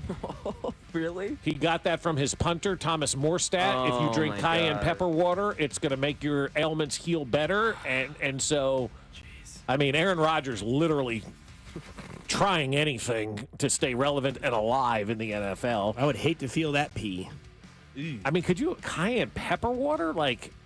But he's been to the darkness. I know. He's lived in dark. He's licked toads. He's done whatever. And he married somebody named Blue Cantrell. So this guy is now drinking cayenne pepper water to help him get healthy. And then finally, my bottom feeder, number 28. When your quarterback quits, you ain't got no team. The Indianapolis Colts come in at number 28 for me. So the bottom, Carolina, Cleveland, Giants, Jets, and Colts. So no Raiders, no Jags, no Dolphins. Nope, not on the list no this Patriots. week. Well, I guess the Patriots won. So Patriots won. They beat the Jets. Beat the Jets, baby. They beat the Jets. They're a team on the come. They're 1-0 in their last game. The Jets have lost 5 in a row, by the way. Wow. And I heard Aaron Rodgers yesterday peddling his nonsense. Oh, don't give up on us. You've lost 5 in a row. You're 2-6, and you're drinking cayenne pepper water. Like, all of that tells me you're grasping for straws out here. The Houston-Texan game on Thursday night, you guys are all compelled by that game, right? There's something about that game, and it's not the Aaron Rodgers thing. The fact that the Jets are the favorite in this game has everybody scratching their head going, what don't we know? Maybe it is the cayenne pepper water. I think right now, I mean, if you're looking to place a bet on FanDuel on this thing, why aren't you going with Aaron Rodgers and the cayenne pepper water right now? They're the favorites in this thing. Somebody says nut cutting refers to the castration of sheep on the farm. So there you go. Thanks, Coach. That is one I need to know. I didn't know that. It's like people that say that daylight savings time helps the farmers. By the way, Sunday you get an extra hour of sleep. Yeah, you fall back. I hate that day. I hate falling back. It sucks. No, It's the Would worst. love it if we got it on Monday. Not really. I mean, just don't. We don't need it. No, we just don't. We just don't need it. It's just antiquated. Just stay this time all year long. I mean, I know the sun doesn't come up till 7:44, and the kids are waiting at the bus stop in the pitch black and whatnot. But this whole the farmers, time Bob. change, yeah, it's not about the farmers. It was. I think it was for World War I or II, where they were trying to save energy over here, or something like that. Is how it started. Yeah. Dusty's showing his youth this morning. Brady Quinn addressed this very same issue just a couple hours ago. No mental toughness in today's younger generation. It isn't okay to just check out when things get tough. Yeah, I totally agree with that. I mean, I'm just too young to understand, so I get it. Yeah. You know. No, I mean, you show some mental toughness. Get back, take some oxygen. Call a timeout. Spike the ball. Like, whatever you got to do. Hand it off. And then from the 816, those two guys trying to take the ball was hilarious. Mug 'em. What the hell are you guys talking about? Quit acting so damn soft. Welcome to New York. Even people in New York are like, F these guys. So because it's New York, you just get to pry a guy's hand open while he's playing the... Okay, gotcha. Yeah, just because it's Boston, you can be racist. Oh, okay, cool. Yeah. Sweet. I mean, ask Adam Jones about playing in Boston. I mean, I've talked to actual friends of mine that played professional sports and have told me about Boston. Jeez. But it's okay. Not good. Boston. That's too bad. You know. Florio at it again as he gave his power rankings, as we just did Max Pack and Bob's bottom feeders. This guy sucks, dude. Like, he's just a Richard, and it's pointless to put him on Richard of the Week because you could do it every week. But, like, it's the jabs that he loves to do. Like, I don't know who lives rent-free more in someone's head as the Chiefs, Florio, Cincinnati, Lamar, right? Vegas. But he tweets from Pro Football Talk and says, Lions still on top. Sorry, Chiefs. That's literally the tweet. Mm-hmm. That's the Chiefs. That's the tweet. That's the that's jerk. Lions still on top. Sorry, Chiefs. Like, could have just said Lions still on top or this week's power rankings. Like, the Chiefs don't care about you. We can care about you because we do this for entertainment. That's right. And his power rankings, his top 5 are Lions, Chiefs, Packers, Bills, Texans. Mm-hmm. And still on top would reference that the Lions were on top last week.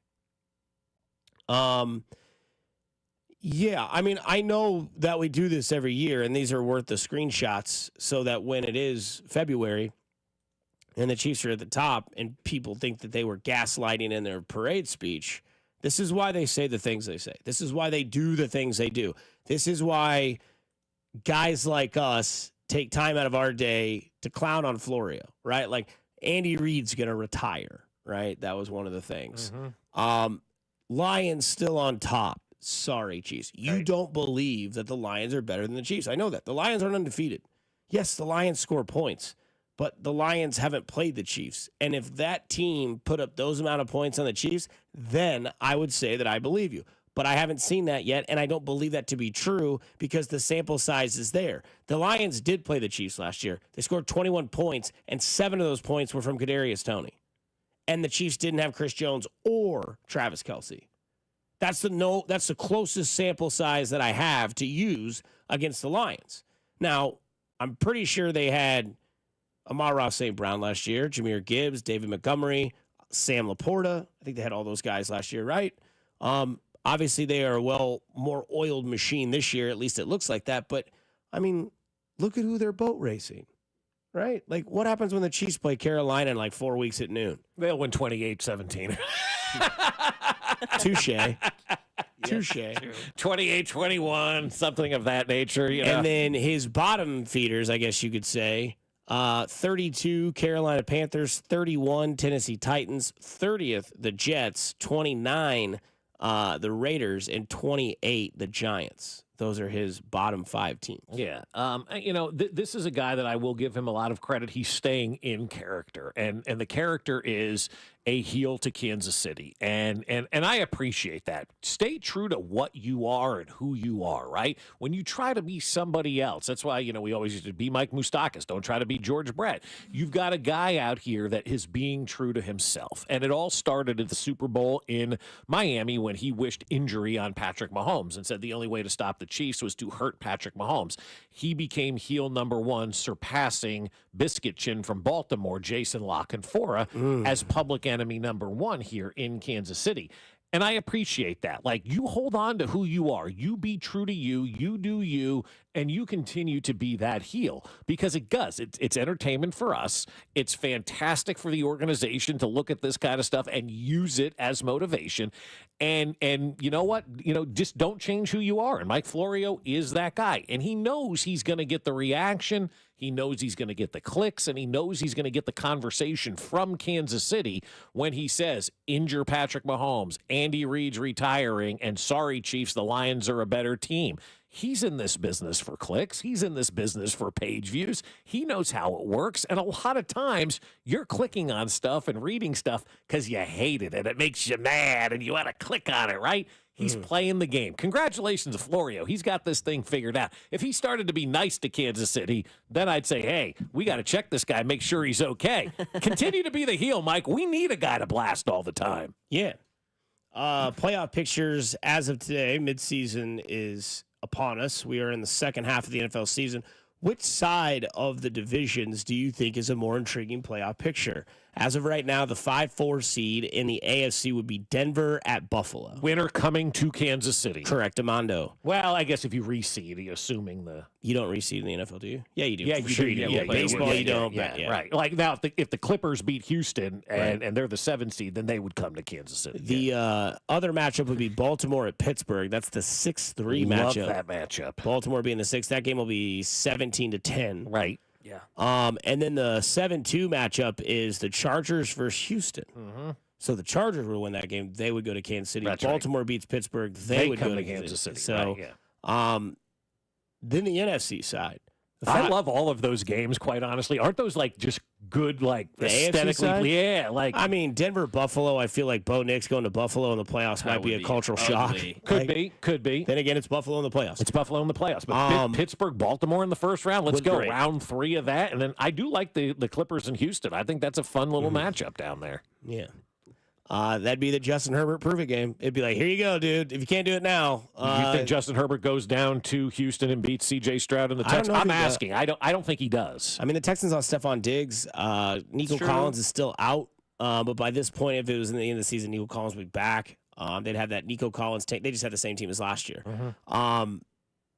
NFC side, 5-4 game, Green Bay, Arizona. It doesn't do much for me. Oh, I love it. Gas. We've already seen it this year, I believe, right? It was like week 3. I think so. That sounds Yeah. right. I think that'd be a good game. Jordan Love, Kyler Murray. Just those teams do nothing for me, right? Oh, like, really? Yeah, Marvin Harrison Jr., your guy? I know. I don't like Arizona. I never was a Cardinal football fan. I just Yeah, I mean, like, no dog in the fight. Yeah, this thing. That's the noon on Saturday type game, you know? I'd be all in on that game. 6-3 game is Minnesota at Atlanta. 100% all in on this thing. A lot of storylines. Oh, God, let's go. Great uniforms. Sam Darnold versus the guy who used to be in Minnesota, Kirk Cousins. I feel like that'd be your 3:25 game on Sunday, and then your night game would be Baltimore-Pittsburgh. That's just my opinion. I agree. Because I think your day games on Saturday would be Green Bay, Arizona, Denver, Buffalo. Yeah. I think Houston, L.A. would be a good night game. That's a good Sunday game. That's a good Saturday night game. Saturday night game. And then your Sunday noon game would be the 7-2 seed game in the NFC, which is Philly, Washington. Yeah, Philly, Washington. That would be good. That's fun because it's a divisional game, but I can definitely see that being the noon Sunday game. Noon Sunday, and then 3:25 on Sunday would be like Minnesota, Atlanta, and then 7:25 Sunday night would be Baltimore, Pittsburgh. Yeah, something like that. That's just spitballing. Those are some good matchups, though. They really are. Like I love every AFC matchup because there's something intriguing for every one of those games. What'd be hilarious is if Atlanta beat Minnesota. Yeah. Then it'd be like, oh, Kirk can win in the playoffs. Mhm. But if Darnold beats Atlanta, right, then it's like, oh, no, boy. there's so Then much what? there. It's Minnesota so was good, right. yeah. They got rid of the guy. Yeah, exactly. Yeah. But look at how Atlanta went out and got the quarterback and have taken it to the next level. They're the 3 seed right now, right? Atlanta was just a quarterback away. They made the right decision. The Jets were a quarterback away. They got a guy drinking cayenne pepper water. And obviously, if seeding went from all the high ranks win, if Arizona beat Green Bay, they would go play Detroit, and Detroit would walk into the NFC Championship game. It's true. Yeah. At least in my opinion, that's how that would go. Mm-hmm. Now, these will all change. Who's playing Detroit in the NFC Championship game? Because I don't believe Washington's the second best team, even though they're the 2 seed. No. Who's playing Detroit in the NFC Championship game? If that's your take, it'd be either Philadelphia, Minnesota, or Atlanta. Can it just be the Rams? Can they just sneak in and then play the Detroit Lions in the NFC Championship game? Well, I mean, we got a lot of football left. Right. A lot of football. Yeah, a lot of football left. I'd like to see Detroit and the Rams in Who's that playing championship in this game. picture? Who's playing the Chiefs in the AFC Championship game? Houston. In this picture, I'd like to say Baltimore, but Baltimore probably beat. Well, They would play them in like the division. They would play them in the second round if they win, assuming the Chargers lose. Yeah, you'd play that 80. Yeah. You play that in the divisional AFCD. round. Yeah. Probably Buffalo. Yeah, I think so. Yeah, Buffalo comes for another AFC Championship game beating at Arrowhead. Do people get bored with that nationally? No. Lamar and Patrick Mahomes? No, Buffalo. Oh, no. Josh Allen, Patrick Mahomes? No way. Yeah, I don't think so. Because there's just that narrative never dies until Josh Allen wins. And then when he does win, that narrative starts over and says, well, someone else besides Joe Burrow did it in the AFC. Yeah. My friend was talking to me. He doesn't live here. So kind of that national perspective was just like, if Chiefs-Niners happens again, I'm not watching. He's like, Chiefs-Niners, I'm not watching. Yeah, That's why I asked. Yeah. Like, do people tire of the same teams? I'll sound like an idiot. I said if the Yankees and Dodgers play in the World Series, I'm not watching. You haven't missed I've a watched pitch. every game. You haven't say that. It's been compelling. You haven't missed a pitch. You know, you got idiots in the crowd last night. You got Volpe doing his Freddy thing. Freeman. Judge can't buy it. Freddie Freeman's having the best individual sports performance we've ever seen. And I want to see Jazz Chisholm strike out every at bat. Yes. They moved him to cleanup last night. Crazy. Something's got to change. Boone thought they were going to move Judge down to the 4th spot. Should move him to the 9th spot. And then percentage to make playoffs. Chiefs obviously the highest at 99%. Houston 98%. Buffalo 97%. Pittsburgh 90%. So 4 of the top 5 have the best percentages to make the playoffs in the AFC. Yeah. Followed by a slew of NFC teams: Detroit, Washington, Atlanta, and Green Bay. And the only reason Detroit's low on that list is because they've got competition in their division. The other teams that you mentioned, you know, Pittsburgh's got a 2-game lead now. The Chiefs have got a big lead. And Chiefs, Houston, Buffalo will all play each other. Houston, yeah, that's right. Yeah, Buffalo's division's over. Yeah, Buffalo's division's over. The Chiefs' division's over. Yep. You know, is there really a division race in the AFC right now? Mm-hmm. Oh, there's also a wild card Monday game from the Texans. Oh, that's right. The wild card Monday game. That does suck. I don't like the wild card Monday game. I don't know how you guys feel about that. I'm the same. I think it's a disadvantage for whatever team has to win and play out of that game because then you Short play week. either Saturday or Sunday. It's a short week, yeah. Well, I mean, does Buffalo sell? Because that screams Buffalo, Denver. Or maybe that's your Green Bay, Arizona. Which is your Peacock game? Yeah. Oh, yeah. Forgot about that. It gives the Bengals a 20% chance. The Rams a 29% chance. What they're going to do in the NFL, I've heard this year, is that the Chiefs, even with the 1 seed, aren't going to have a bye. They're going to have to play a wild card game, but they're going to advance regardless of the outcome of that game. Oh, gotcha. That way they can have another Chiefs playoff game to sell the Peacock. That's right. The Starting 5 came out on Netflix not that long ago. They've renewed it for a second season. We asked you to the text line, 913-586-7965. A real simplistic question. If you could follow 5 athletes on a Netflix series of any sport, who would they be? 5 athletes that you would like to see followed on a Netflix series of your choosing. 913-586-7965. We do that on the other side on Fescoe and Dusty on 96.5 The Fan. Your home for Kansas City Sports. You're listening to Fescoe and Dusty on your home for Kansas City Sports. 96.5 The Fan. All right, guys, let's talk about erectile dysfunction because we know it's an issue and it can be something that really does affect your relationship. And with even more of us affected as we get into our 60s and beyond, ED can also impact younger men, even in their 30s, which makes it one of the most pervasive conditions in all of medicine. And remember that first time you failed to perform in the bedroom? You probably just laughed it off, right? No big deal. But then it happened a second time, a third time, and then it's happening a fourth time or even more. Now you know it's a problem, but you know what? It can be cured. Heartland Men's Health has treatments that work when the pills or herbals fail.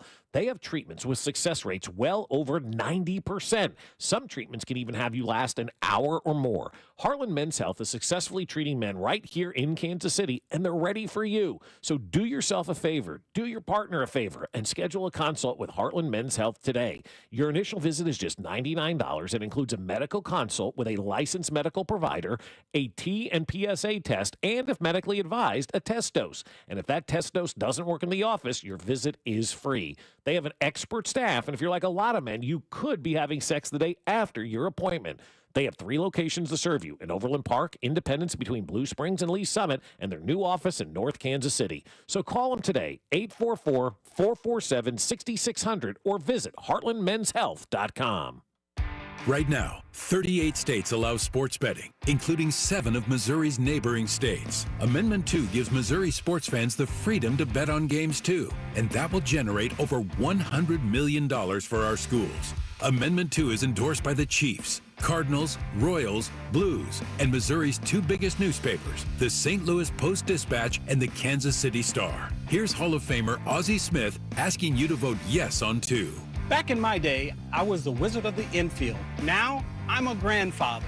That's why I'm voting yes on Amendment 2. It means over $100 million for Missouri schools and teachers, and no more broken promises. There's a constitutional guarantee that the money goes to our schools, and legalizing sports betting is great for us fans too.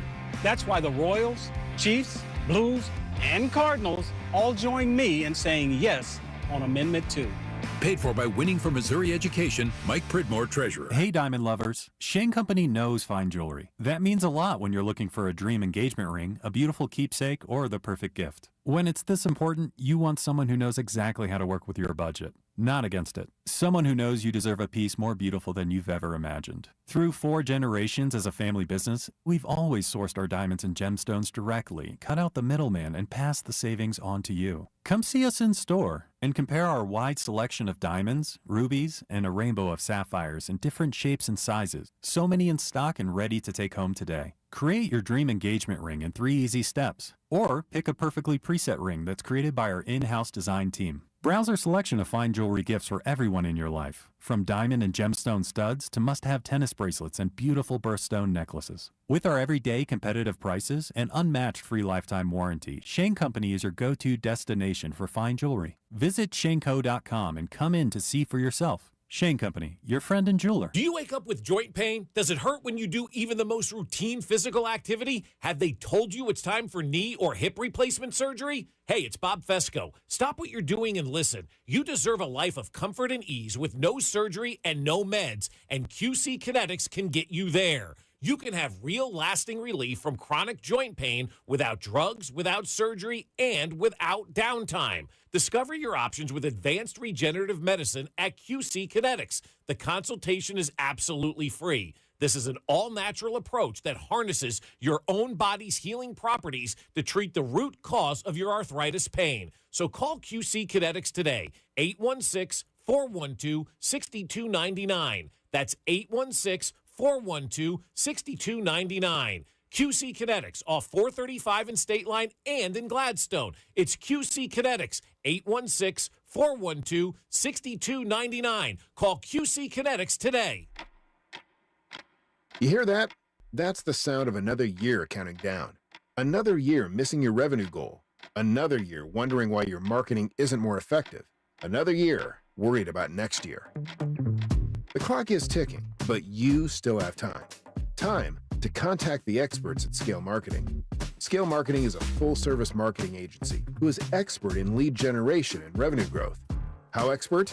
Our clients see an average of 20% growth in the first year alone, with sustained growth from there. It's all part of our process. From your traditional marketing to social media to paid search, we'll take a forensic approach, digging deep to find the root problems in your marketing strategy. Then we'll fix them fast. At Scale Marketing, we can't stop the clock, but we can change your company's future. Find out how you can make your marketing budget work harder and drive more revenue. Contact us at scalemarketing.com. That's scalemarketing.com. O'Reilly Auto Parts is honored to recognize the service of our military personnel. To show our appreciation, O'Reilly Auto Parts is proud to offer a 10% discount on many items to all active duty, reserve, veterans, and their dependent family members. Exceptions apply. Get details at O'Reilly Auto Parts. O'Reilly Auto Parts.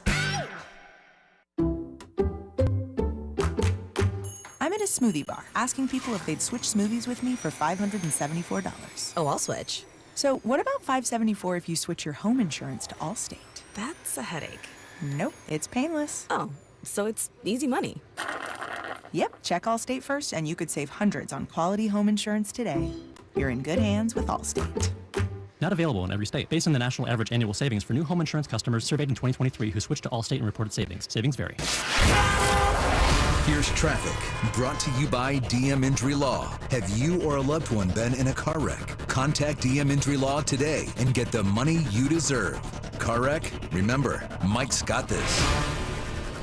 Missouri side 70 westbound pretty heavy from around Van Brunt, stays very slow over towards Truman with an accident blocking the right lane. Ahead of that, a little slow coming out of Blue Springs from Woods Chapel out past Noland. Alan Carr, 96.5 The Fan, traffic.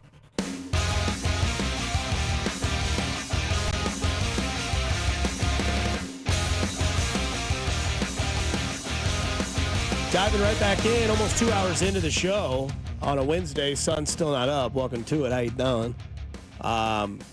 Do you think you'd still be asleep right now if you were doing the 2 to 6 show? No. You'd be up? Yeah. Do you think you'd ever want to switch time slots? No. Do you think you'll ever say the word yes? No. Okay. Cottage cheese on tomatoes? No. Biscuits and gravy? No. Dusty Likens? No. Okay. Mac Morey? No. Jim Fescoe? No. I tried to go quick there. No, wonderful lady. That was good. That was great. I was like, here we go. Is this the time? We asked you on the other side, 5 athletes that you'd love to follow since the starting 5 renewed its second season. Season 1's great, by the way. Heavily biased. That's very true. Very heavily biased. It follows NBA players, by the way, that on this Netflix show.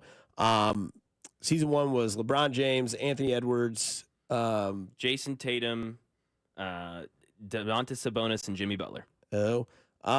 Yeah, good names, entertaining names in the NFL world or NBA world.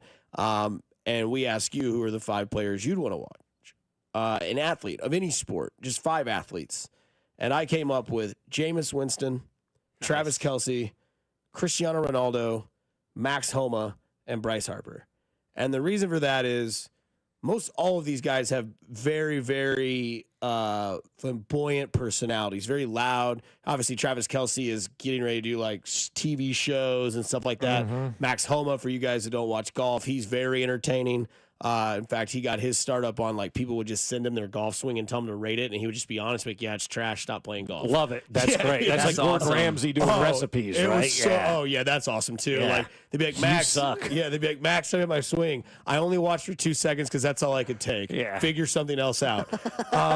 Bryce Harper, I think, would be fun. I think we see Bryce Harper. We don't see enough of Bryce Harper. That's a baseball problem. Ronaldo, I'm just intrigued. Like, I mean, the most popular soccer player in the world. You could say Leo Messi. That's fine. But like 1 and 2, I won't argue with you.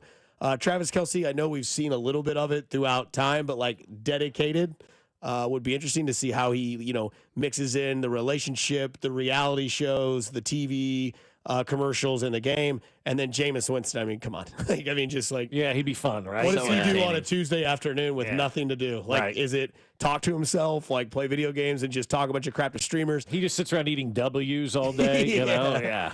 I don't know. That's just my 5. I think those guys are all entertaining. I don't know enough about Cristiano Ronaldo's outside life that I think it'd be like at one point they put like him in disguise and have him go play like soccer with like other kids, and he looked like an old man. They did the whole like Uncle Drew thing, but in soccer. Yeah. Oh, that's funny. It was funny. Yeah. Yeah, that's good. So that's my 5. I like those kind of things when you spoof people. Yeah. Just have some fun with it. Don't let people know Like, who you are. who is this 75-year-old just hooping? Like, how long would it Kyrie take Irving. like Daniel Jones to drive a cab in New York before somebody recognized him? In New York? I'm sure there's a lot of dartboards that have his picture on it, so they might he's just so like he just looks like a dork. I mean, there's just no other way to just a put it, guy. right? He's just He looks like Andy Kaufman. Yeah, he definitely Jim does. Carrey's version. Yeah, If he was- He doesn't look like Latka, but I mean, like, Except he's not here to save the day. right.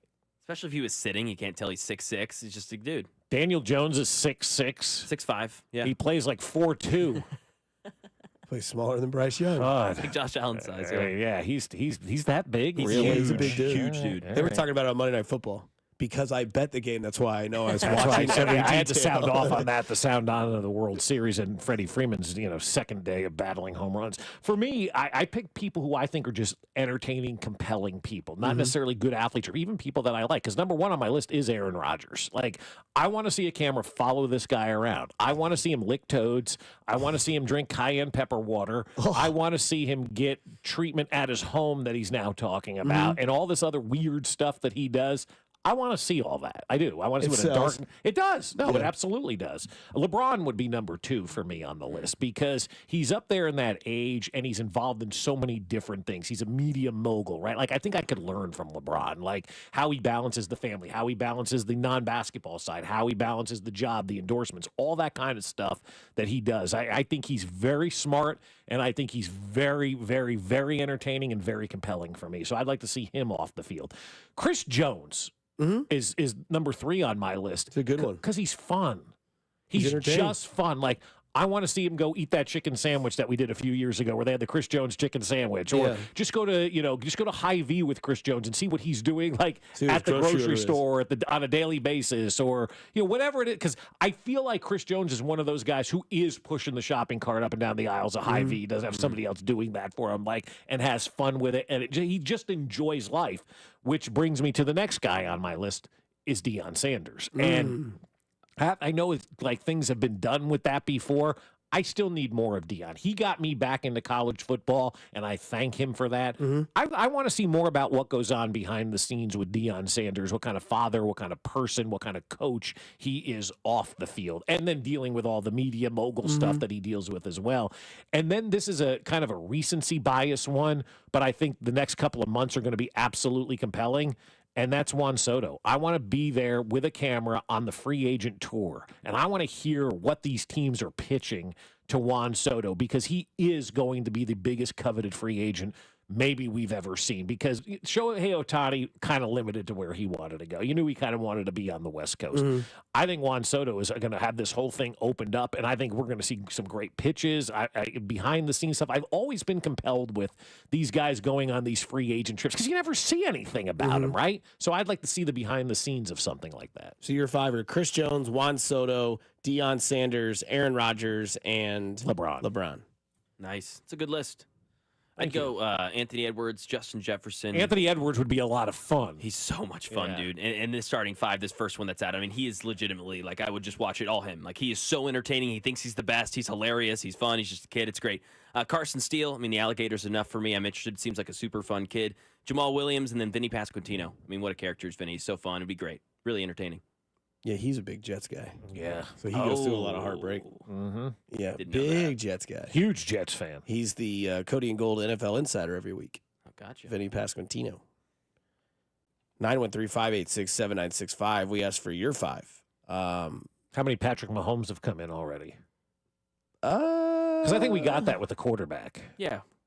Because I would have put Kirk Cousins on the list, too, but I've already got Kirk Cousins. Somebody for the 913 said Gronk, Kelsey, Kittle, Salvi, and John Daly. Boy, is that a mix. I like that a lot. That's a fun bowl right there, man. That's a good grouping of fun. That's good. From the 913, if I had to John choose... Daly blocked me on Twitter. I still don't know why. If anybody can figure that out. You hate Hooters? I don't know. If I had to choose five from the 913 to follow a Netflix special, it'd be Chris Jones, L'Jarius Sneed, Justin Tucker, Jonathan Owens, Bo Nix. If I need a backup, it'd be Aaron Rodgers because that's all he's good for. You don't tell me Aaron Rodgers would be as compelling.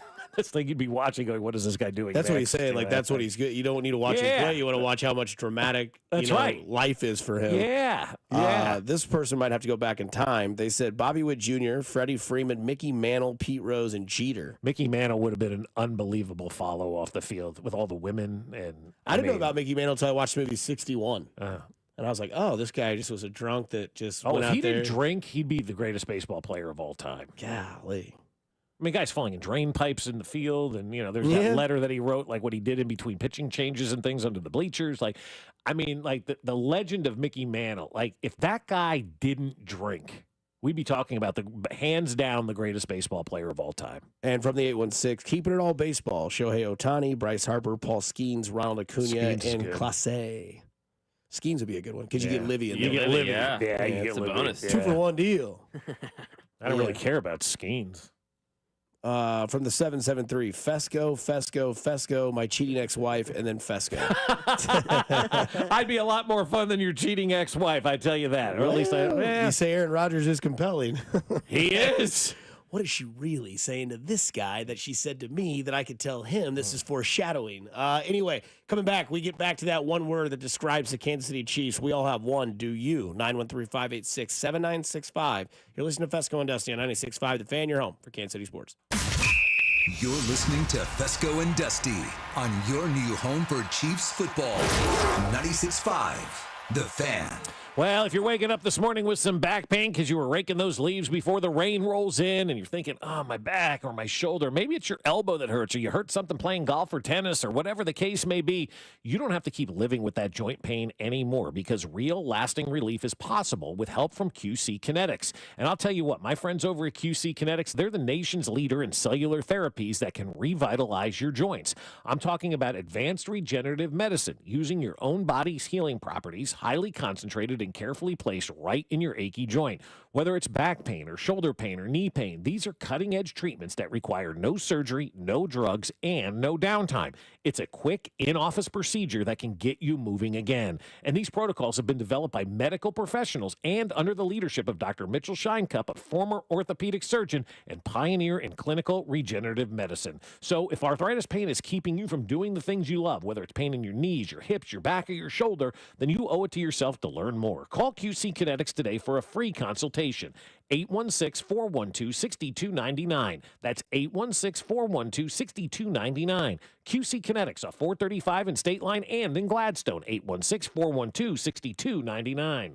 The IRS is ramping up collection, and if you owe back taxes or have years of unfiled tax returns, listen carefully. Before it's too late, check your eligibility for the Fresh Start program still offered by the IRS to reduce or even eliminate your tax problems. Call our special hotline number now and find out in minutes if you qualify for these life-changing debt reduction programs. Business or personal, if you're in a payment plan with no end in sight, have unfiled tax returns, under audit, have a wage or bank levy, or finally just want to know your options, call the experts at Republic Tax Relief and stop collections immediately. A+ rated by the Better Business Bureau with a 5-star rating from Yelp, this veteran-owned company has the fight you need to take on the IRS. Don't go at it alone. Call their hotline number now, 800-406-1794. That's 800-406-1794. Find out if you qualify today. Call 800-406-1794 or go to republictaxrelief.com. Thanksgiving's my favorite holiday. This year, I get to host, and Hy-Vee's going to make it convenient for me. They have made fresh, ready to heat and serve favorites like succulent turkey, honey glazed spiral ham, prime rib, savory side dishes, and dessert. Hy-Vee's Taste of the Holidays event is coming up Saturday, November 2nd from 11 a.m. to 2 p.m. You can sample all of the amazing ready-to-serve meal pack options or just get a little holiday inspiration. This holiday season, let Hy-Vee do the cooking while you take the credit, only at Hy-Vee. Score big savings with Hy-Vee and the Kansas City Chiefs. Big points mean even bigger savings. Just shop Hy-Vee the day after a game and earn a fuel saver discount equal to the Chiefs score and based on the amount you spend. If the Chiefs score 42 points, you save 42 cents a gallon with any $42 purchase. The more we score, the more you save. Win or lose, everyone scores the day after a Chiefs game only at Hy-Vee. Offer good in store and online. Some restrictions apply. See store for details. Bowling Warehouse has taken over KC with a mashup of football, bowling, drinks, and fun. And with 3 15-foot televisions in the hottest bar in town, there's absolutely no better place for watch parties, get-togethers, and happy hours. And what could be better than splashing down pins at your next business event or private party? Plus, Bowling Warehouse KC is convenient for everyone off 435 and State Line. Whether it's a fun night out or a way for your organization to unwind, make your reservation now at FollingWarehouseKC.com. It's time to fool around and find out. When Google Fiber first launched 1 gig internet right here in Kansas City, it cost $70. Cut to today. Over 10 years later, 1 gig internet still costs the same, $70. That's what you get with Google Fiber. Fast, reliable internet with simple, straightforward monthly billing. No data caps, no annual contracts, no hidden fees. Just a small local fee for the city on top of your flat, predictable price. Go beyond good enough. Go beyond fiber. Sign up today at fiber.google.com. Chiefs coverage is brought to you by Comfort Systems Heating and Cooling, serving all of KC. At Comfort Systems Heating and Cooling, we turn icy cold rooms into toasty retreats. Comfort Systems is your winter rescue team. Comforting people is what we do. Comfort Systems is right for you. MyComfortSystems.com. Here's traffic, brought to you by DM Injury Law. Have you or a loved one been in a car wreck? Contact DM Injury Law today and get the money you deserve. Car wreck? Remember, Mike's got this. Brought to you by Metro Ford online at kcmetroford.com. Inbound I-70 coming out of Blue Springs. You're hitting some sluggish traffic around Little Blue Parkway. You're off again, on again, slow, basically all the way into downtown. Earlier problem around Truman has cleared and delays linger. At Metro Ford, family owned and operated means the same trusted faces every visit. Just 10 minutes from downtown. Plus, get peace of mind with our 5-year, 200,000-mile pre-owned warranty, including roadside assistance and emergency trip interruption. Only at Metro Ford. Online at kcmetroford.com. Alan Carr, 96.5 The Fan, traffic. You can listen to the play-by-play of the Chiefs and Bucks game with Mitch, Danon, and Kling right here on your new home for Chiefs football. 96.5 The Fan, KFMC FM and AM HD1 and HD2 Kansas City, an Odyssey sports station.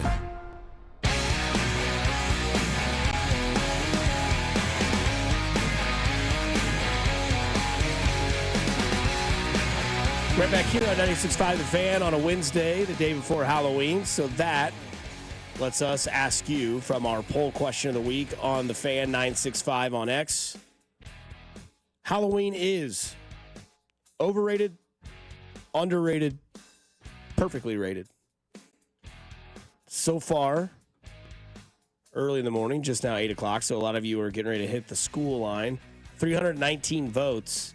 Overrated 46.4%, underrated 8.8%. Wow. And perfectly rated 44.8%. So a thin line between overrated and perfectly rated. Get out and vote. It's important. Yeah. I think that I don't know, man. I think it is It's fine. It's tough. never moved. There's me. just different phases, right? Like you have the phase of when you're a kid, right, which was great. Then you have the phase in college, which is even better. And then you have the phase of like when you're a parent, you get to see your kids get excited, right? Because that's always a fun one to ask my friends' kids. Like, what are you gonna be for Halloween? Chiefs cheerleader, of course. Right. Like, what are you gonna be for Halloween? Patrick Mahomes, Eric Hosmer, yeah, stuff like that. Yeah, and then the parents get enjoyment out of it because there's the one guy, or there's the couple that will, walk most of them. And then from what I've noticed now is in cul-de-sacs or streets, there's like a bonfire or a fire pit, parents standing around it with a cooler. Hey, Frank, your turn to come around. Here's a beer for you. Good luck. Right.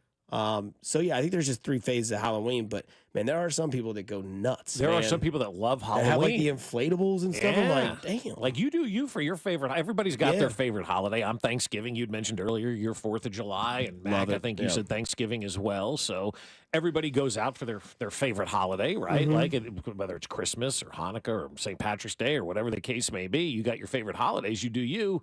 But the Halloween, that's just never been my deal, right? Like, it's just never been something where I got really excited about and thrilled about. And like, oh, yeah, hey, Halloween's here. But college was fun because you went door to door drinking shots. I mean, that was always fun. I did see a Bobby Wood Jr. kid for Halloween. It's crazy how, like, in 14 and 15, everybody was like Hosmer for Halloween, right? And then it kind of died out for a while. Then everybody was Patrick Mahomes, and then there's some Salvies mixed in and whatnot. But I would imagine Bobby Wood Jr. is probably a very popular Halloween costume in Kansas City this year. Yeah. I'd assume that Kelsey Mahomes is still popular. I assume that, Chiefs cheerleader, Taylor Swift, princesses. Oh, Taylor Swift. Yeah, people going as Taylor this year. Pick your era. That's right. It's wide open. Or if you're in a group of girls, I guarantee you there'd be, all sorts of different eras there. She is, I assume, will probably be at the game Monday night. They will play the Tampa Bay Buccaneers. We'll dive more into that tomorrow, which is weird because Wednesday is Tuesday. Right. Tuesday is Wednesday is Tuesday. Yeah. Thursday is Wednesday. Friday is Thursday. Saturday is Friday. Saturday is Sunday. Sunday is Monday. Monday is Sunday. Yeah. Struggling. Yeah. Dusty knows. I'm sure anyone that goes to there's this house on Douglas, on the corner of Douglas before you get to Chipman and Lee Summit. Every holiday, man, they have everything. I mean, they have 18 inflatables in their front yard. Like, it starts for Halloween and goes Thanksgiving, Christmas, or man, like all year round. Like we do everything. Shamrocks on St. Patrick's Day. Probably. I mean, do they have like a 10-foot skeleton? Yeah. They've got like 14 inflatables. These cats off of Ward Parkway with these 20-foot things in the yard. Like, it's crazy, man. It's almost creepy looking. It always rained on Halloween in Kansas Felt City. like it does, I don't know if right? it was like that in New York, it feels like it did. Like, I remember Halloween and cold or and rain. Yeah, but we don't get cold anymore. No, now it's What, 80-some degrees. And probably going to rain tomorrow. No, it's supposed to rain tonight, right? Like you were talking about the fear-mongering that's going on from the weather people on TV. Could be a big storm tonight. Yeah, there could be a big storm any night, right? Yeah, Thursday, 59 degrees. And which is sunny. warm. That's warm for Halloween. Well, 59 at the height of the day at 2. Yeah. Sun goes down at 6:30. What's it supposed to be tomorrow night for the people that are trick-or-treating? You know, it's going to be in the 40s That's tomorrow what I'm saying, night. 59. Yeah. Oh, 59 tomorrow night. Yeah, tomorrow night. Oh, that's 59. nice. That's good the high trick-or-treating. in the day, though. But that's why I said tomorrow night. Like you can look at the temperature hour by hour. Oh, yeah. And see, like if it's 59 at night, 60 degrees at night, that's almost too hot, especially if you're dressed like a werewolf. Great costume. Let's see here. Thursday PM. Let's see. 6 is 53. 53 degrees. 7 o'clock, 51. If you're still trick or treating by 8, yeah, a little bit cooler then. But no, but I mean that's still warm. That's hot for Halloween. We talked about this at the beginning of the show. One word that describes the Chiefs, you said. Smart. Okay. Why? Because I think they have intelligence better than anybody else out there right now at the most important positions. Their general manager's a genius. Their quarterback has a photographic memory. Their head coach is the smartest I've ever seen. Their defensive coordinator is brilliant. They're smarter than everybody else. They have better players than everybody else. Do you think they know that? That's not an ego thing, but like we know, like it's a tough. I mean, kind of tough, but like I don't think they walk around arrogant and say, "Hi, I'm Andy. I'm smarter than you." Right. But I think they understand they've got an advantage. The way they set their plan up. I think Andy will say, "We're lucky we have Patrick Mahomes. He's very smart." Patrick Mahomes is like, "I got Andy Reid. He's very smart." You know, the defense will go, "Spags is very smart." Like they'll give each other those compliments, but I don't think they walk around with that aura of arrogance because I think once you have that aura of arrogance, you've bought into your own hype, right? You can never sit there and sit back and go, I'm Andy Reid. I'm the greatest coach of all time. The minute he does that, that's when you lose your edge a little bit. So I don't think they ever do that because they are also very much in the moment of everything. Like you've never heard Andy Reid opine on his career and talk about how great he is as much as we would like him to say, hey, Andy, talk about how great you are. He'll never do that. I don't even know if he'll do that when he retires. But that's what keeps them going, man. He's even going to say he's looking forward to the challenge when they play Carolina. That's exactly right. Yeah, no, he does that every week. We used to come on. Now, which maybe that challenge is keeping focus. Could be. Right? Yeah, With your own who knows team. what the challenge is, right? Because you play Carolina late in the season at noon, you're probably going to be thinking to yourself, all right, we're going to coast this week. And, you see what happens. And it happens all the time in sports. The minute you start to coast, that's the minute you get your ass kicked. And so, Baltimore, absolutely. They did that against the Browns. Chiefs last year against the Raiders. We've seen that. Minnesota Twins the last month of the season. Yeah. You've seen these teams kind of go into coast mode, and then it's hard to get out. Once you've kind of put that relaxation button on your brain, it's hard to come back from that. And so that's why I think they're so smart, because they keep everything in perspective. They're smarter than you in game planning. They're smarter than you in drafting and building a roster and putting people in the right position. So to me, the word that describes the Chiefs is smart. They're smart on every single position that matters in this organization. Mac, you said prevailing. Is what I said. Basically, just because they have to keep proving people wrong, because prevailing is, proving that you are more dominant, that you will become victorious. And it's just crazy to me.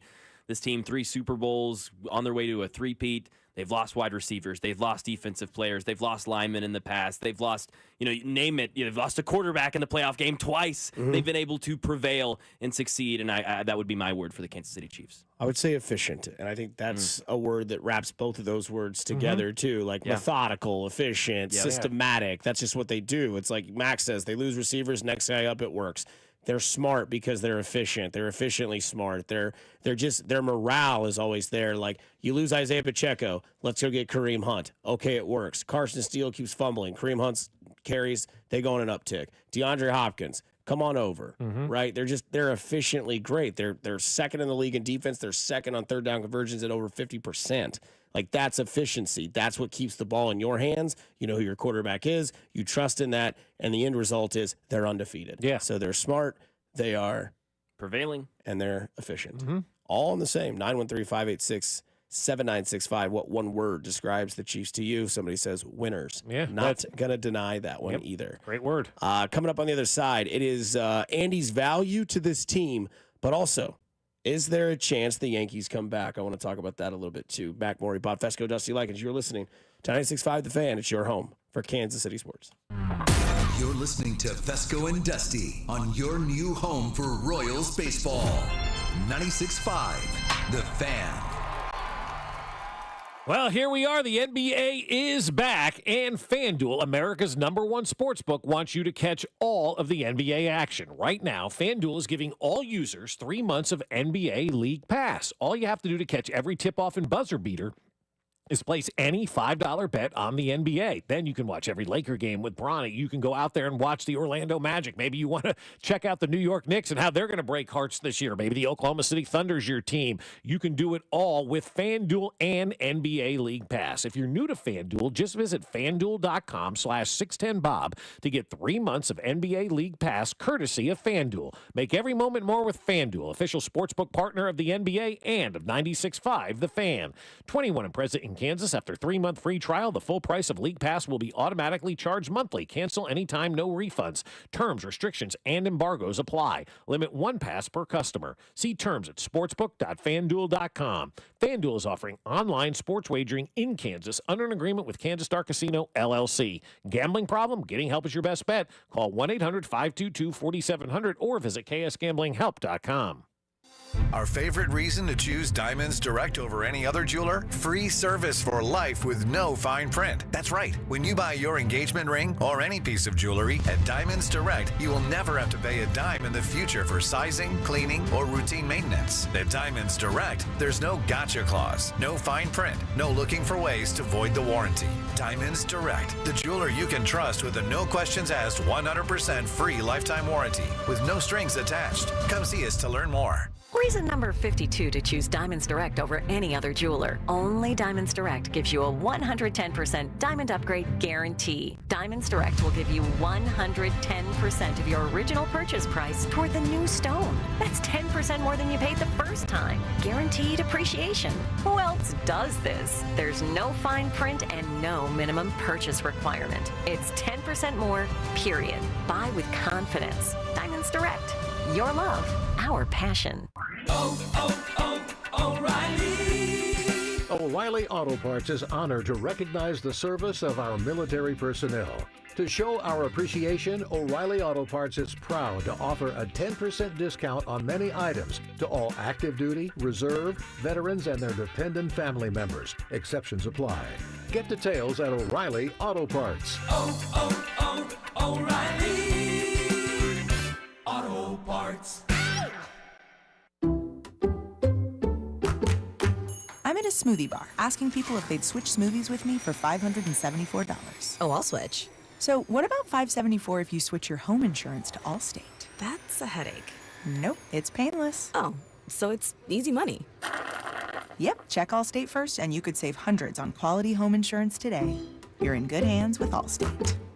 Not available in every state. Based on the national average annual savings for new home insurance customers surveyed in 2023 who switched to Allstate and reported savings. Savings vary. With tens of thousands of satisfied patients across America, it's no surprise QC Kinetics gets 5-star reviews. I'm feeling on top of the world because of QC Kinetics. I'm able to do the things that I wasn't able to do for a long time. I can recommend them highly. I would recommend QC to anybody. QC Kinetics has changed my life. I couldn't believe it. I honestly was skeptical, but the pain went from a 10 to a 0. Real people with real lasting relief from joint pain. QC Kinetics Regenerative Medicine is regenerating me. It was super successful, and I recommend everyone seek out QC Kinetics as an alternative to surgery. This non-surgical approach is definitely the future. I tell as many people as possible. I am an ambassador. I love QC Kinetics. QC Kinetics, the nation's leader in advanced regenerative medicine. No drugs, no surgery. Call QC Kinetics now for your free consultation. Call QC Kinetics, 816-412-6299. That's 816-412-6299. 816-412-6299. When people have a craving to explore new and traditional Asian cuisines, they head to P.F. Chang's, where scratch-made dishes come from the 2,000-year-old tradition of wok cooking. P.F. Chang's wanted to explore new possibilities for their website. They turned to AmericanEagle.com. AmericanEagle.com re-architected P.F. Chang's website, integrating multiple third-party systems to create a unified digital experience. The results? Improved page speed and performance, personalized content based on user's location, intuitive online ordering, an increase in organic search visibility, and a 40% increase in new users. For scratch-made Asian cuisine, visit your local P.F. Chang's or go to pfchangs.com for website design, development, digital marketing, and hosting that produce efficiency, revenue, and results. Visit AmericanEagle.com. P.F. Chang's and AmericanEagle.com. Another example of the best businesses in the world, turning to the best in the business for websites. Go to AmericanEagle.com or call 877-WEB-NOW1. That's 877-WEB-NOW1.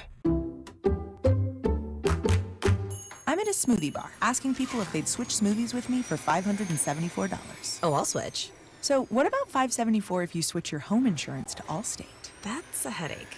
Nope, it's painless. Oh, so it's easy money. Yep, check Allstate first and you could save hundreds on quality home insurance today. You're in good hands with Allstate.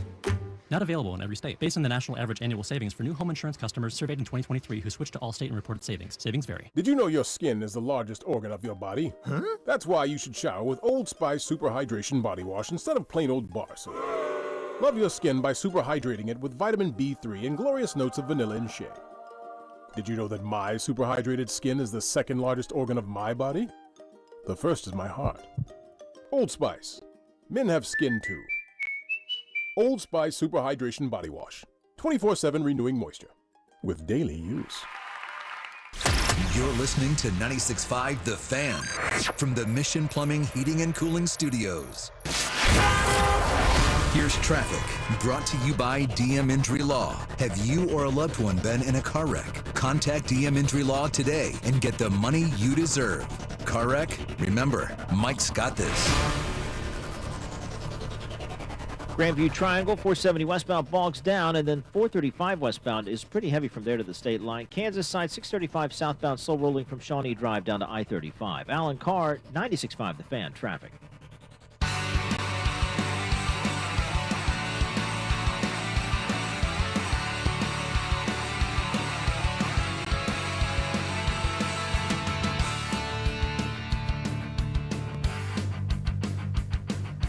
Right back here on Fescoe and Dusty on 96.5 The Fan. Don't forget, you can check us out on Twitch, Twitter, YouTube, probably Facebook as well. Put it on your TV while you're ironing your clothes or getting your stuff ready. You don't want to miss anything from the sports world today. I thought this was interesting because I want to get back into the World Series here in a little bit, but article that was shared with me yesterday by the Boss, because he was listening to our show yesterday. Just because he shares something doesn't mean we have to discuss it. No, but it was relatable to what we talked about yesterday. That's why I wanted to bring it up. Because he sends an article of the NFL has a record of its closest games of one score since 2020. In 2024, it has a 67 games have been decided by 7 points or less. That seems small to me. Really? How many games have we played in the NFL, though, so far? It's week. I don't know. The bias was there screw it all up. There's 250 roughly regular season games. So say we played 125 regular, just rough estimate right now. Yeah, I feel like games are a lot closer in the NFL than that number would indicate. Which a lot of people, again, on the text line have kind of said, kind of insinuating that, where's the Patrick Mahomes of 2019? Where's the Patrick Mahomes? Well, it's 2024. Right, and they want that explosive offense blowout type of win. They want to win every game. A lot of people do. I mean, it makes it for an easier Sunday, stressless, but the blowouts aren't necessarily there in the NFL anymore. They're not. No. Defenses have gotten better. You look at how the Chiefs have changed. The NFL is such an ebb and flow of what the strategic is. I mean, 90s, it was running the ball and defense. Now, all of a sudden, we're running the ball and playing defense again, right? Like that just everything's cyclical, right? Right. And, the offensive production, the leading wide receiver is Jamar Chase with 679 receiving yards through 8 weeks of the football season. We're into week 9, and last year, I think Tyreek Hill and I think A.J. Brown maybe, were knocking on the door of 1,000 yards receiving. And now we're here. And again, I know A.J. Brown's been hurt and Tyreek Hill hadn't had his quarterback. But hey, that all factors in, man. It counts, right? And here's the Chiefs where everybody is like, please bring us back that 19 offense, that 20 offense. It's that's not the team anymore. Right. The team and the general manager who you defined as smart, which I'm not going to disagree with you ever in my life, has adapted to what the league is showing. And they're running the ball more. And they're playing defense at an elite level. They're the second best defense in the NFL, And they anchor that with a quarterback that now is almost like adopted with Andy Reid, this Marty Ball mentality, because they're letting their defense do it. They're letting their quarterback and running back kind of portray where they're going, and they're getting first downs 50% of the time in games through 8 weeks of a season, 7 games on the schedule so far. So it's like Veach is 2 steps ahead of you yet again, because blowouts aren't happening, close games are happening. In playoffs, you don't see a lot of blowouts. No, there's either. You got to learn how to win close games. Close games. Yeah, And it's like, why not just keep that mentality for as long as you can? So then when the lights do get brighter and everybody does get more tense, your team is just a well-oiled machine that is efficient. This is the best team the Chiefs have had in the Patrick Mahomes era. And I don't say that lightly, but from 1 to 53, they're strong on both sides of the football. They can score on offense, or they're top 10 offense, and they're a top 2 defense, or whatever it is. There was never anything like that. Before they were number 1 in offense and number 32 in defense. You just don't win games that way. Right. And I think what we're also seeing, too, now is money being spread around on the defensive side. So kids are more apt to stay on the defensive side of the football if they're a good athlete in high school or college, because they know they can cash in the NFL. Defensive backs make big money. Edge rushers now in the NFL. My God. You look at edge rushers in the NFL and the money that they're taking, and that money wasn't there a couple of years ago. And now all of a sudden the money gets there, the players get there. You could probably go through every team and talk about this guy. They got a great edge rusher. They got a great defensive lineman. They got a great defensive back. As bad as the Giants are, their defensive front is unbelievable, right? They're playing unbelievable football on the defensive front. Guys are getting paid on that defensive front. Guys are getting paid on the defensive front here in Kansas City. George Karlaftis is going to get a check at the end of this season. Chris Jones got a check already, right?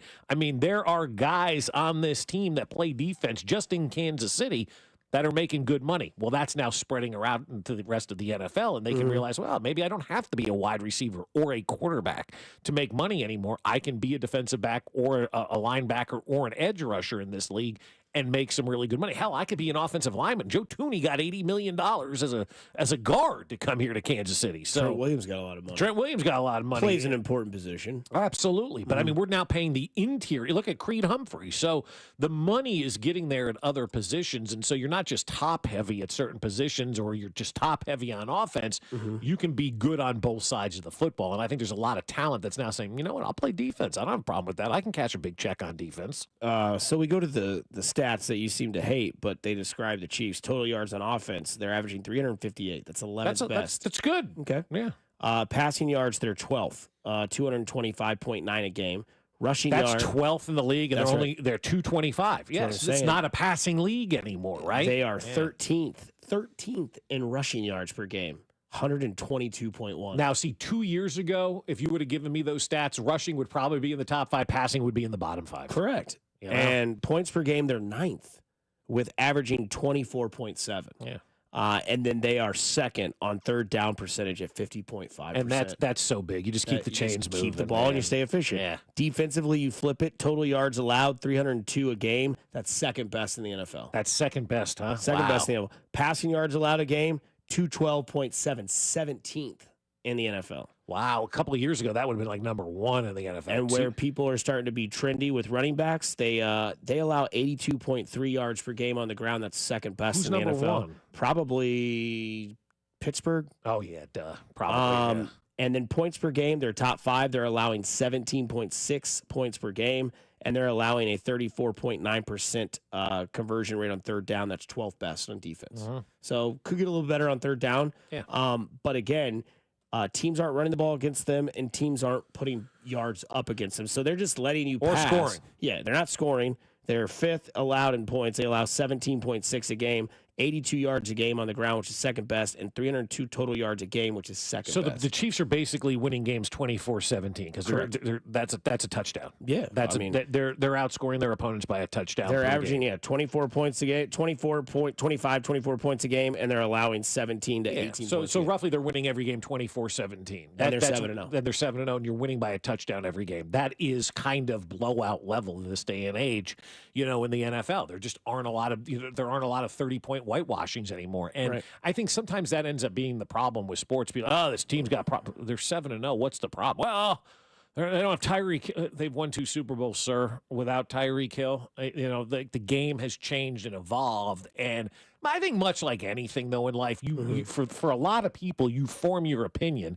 And damn, it better be that way every single time, because I'm not changing my opinion. I'm not changing my view. I'm not changing my stance on the subject matter. And when you look at the Chiefs, people saw Patrick Mahomes' first year, and they expected it to be that every year.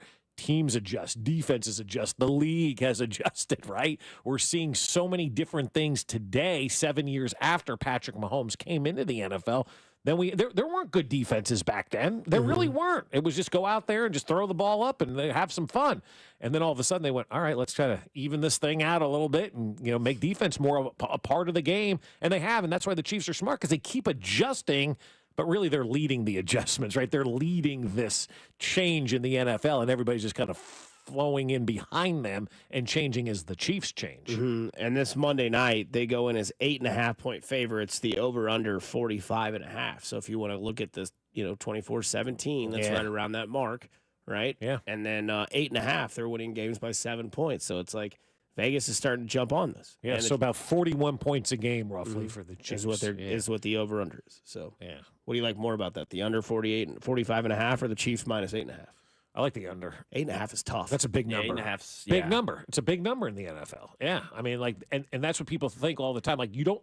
I think a lot of times people don't look at the spreads of games. They just look at the outcomes of games.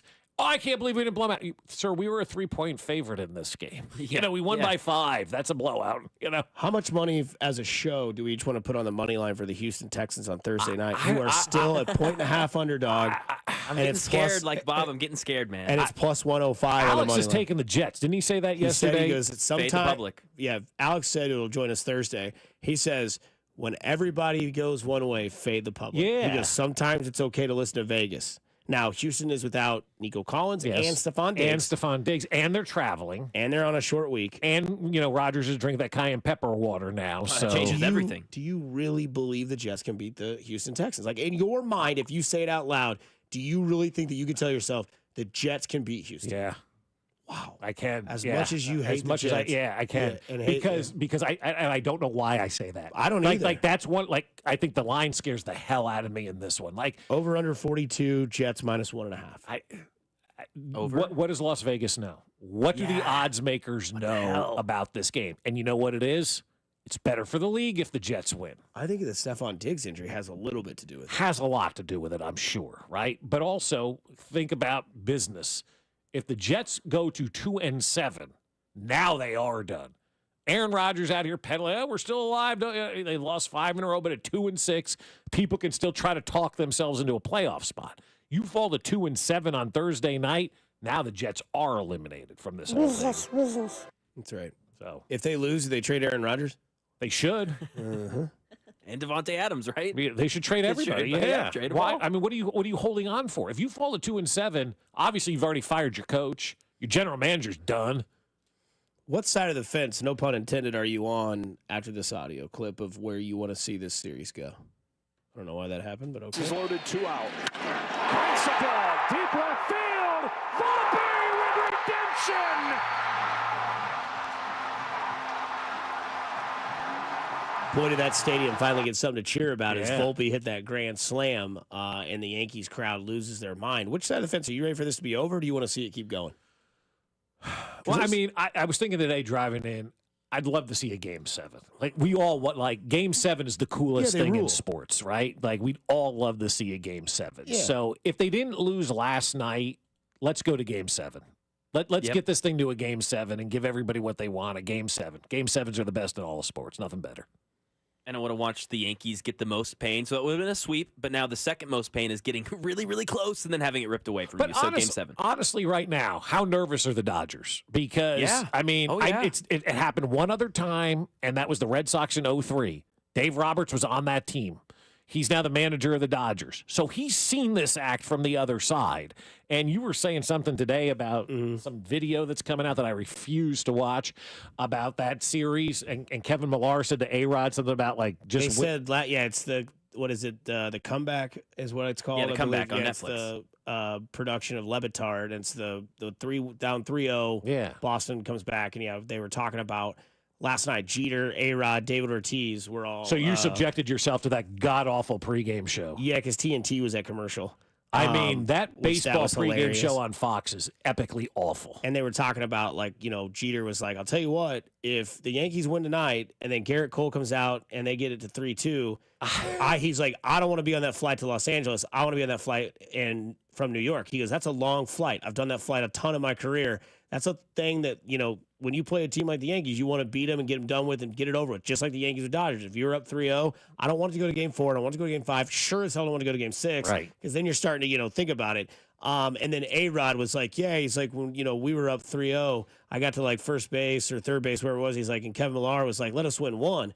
And A-Rod was like, no way, man, I'm not doing that. And he's like, come on, the networks want us to go 7. Yeah, there you go. Yeah. And so factor that in as well. Right. You knew the Yankees weren't going to allow them to get swept, right? Like they were told to serve up a meatball to Volpe and he knocked it out of the ballpark or whatever, right?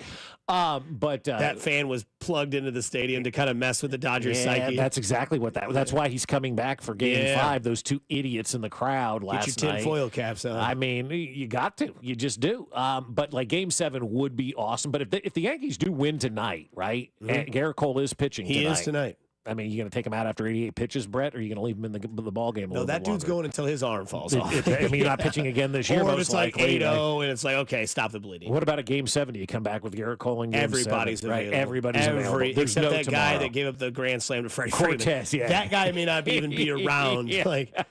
He might be a made man Goodfellas edition in New York. Nestor, we're not going to see you anymore. Take care. Enjoy your mustache. Did you watch that? You said you don't watch the pregame, but they did a really good. Of course, it's Tom Rinaldi. Anytime Tom Rinaldi's on the screen, go get your Kleenexes. Right? Yeah. And he's just so good at it. But they did a thing with Freddie Freeman and his dad, and Freddie Freeman's process. Oh, I missed that. See, I would have enjoyed that. Yeah. It was so good. I was trying to get the leaves up last night before the rain came. I'm doing that today. Yeah. I thought the rain was coming a lot earlier than tonight. I could have done it, but you know what I'm saying? I saw the piles. At least you're done. Yeah, at least it's done. You're right? done. Yeah. But they were talking about how after he hit the grand slam, he went up to the netting. And yeah, it was cool. Yeah, right. And he said, I think I just shouted, I effing love you. He's like, I think that's all I said. And then they talked about his son Max and his process through what he was diagnosed with. God, it's hard to hate against Freddie Freeman. It is. No, like everybody should be rooting for Freddie Freeman. I think he's having the greatest individual postseason performance in sports history. Because he's not in Atlanta because of his agent.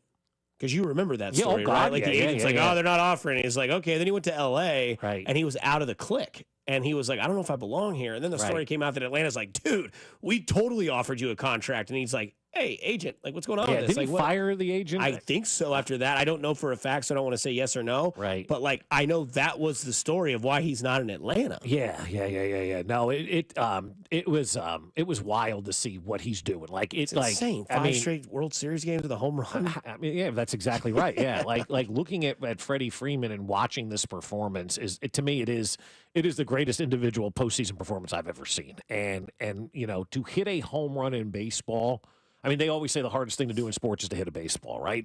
To hit a home run in 5 straight World Series games dating back to the last time he played in the World Series, but just the 4 this year, I've never seen anything like it. It is the most remarkable run I've ever seen an athlete on. What do you think the prop bet is right now for Freddie Freeman at a home run tonight? Negative 700. Oh, I hope not.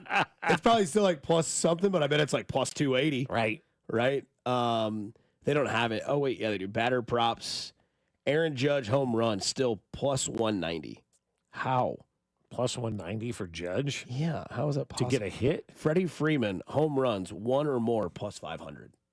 Plus so Vegas, 500. Vegas is thinking that it's over. Because it was like plus 280 yesterday, Dusty. So it's 1 or more plus 500. I just got a text from somebody who was part of the 2015 Royals operation, and they said, we were scared blankless of having to go back to Kansas City in 2015 because of the Mets starting pitching. So, like, you lose tonight if you're the Dodgers. As fast as possible. You don't, like, I know in 2015 the conversation was, all right, do we lose Game 5 and win it back in Kansas City? There's no guarantees you're going to win anything anywhere.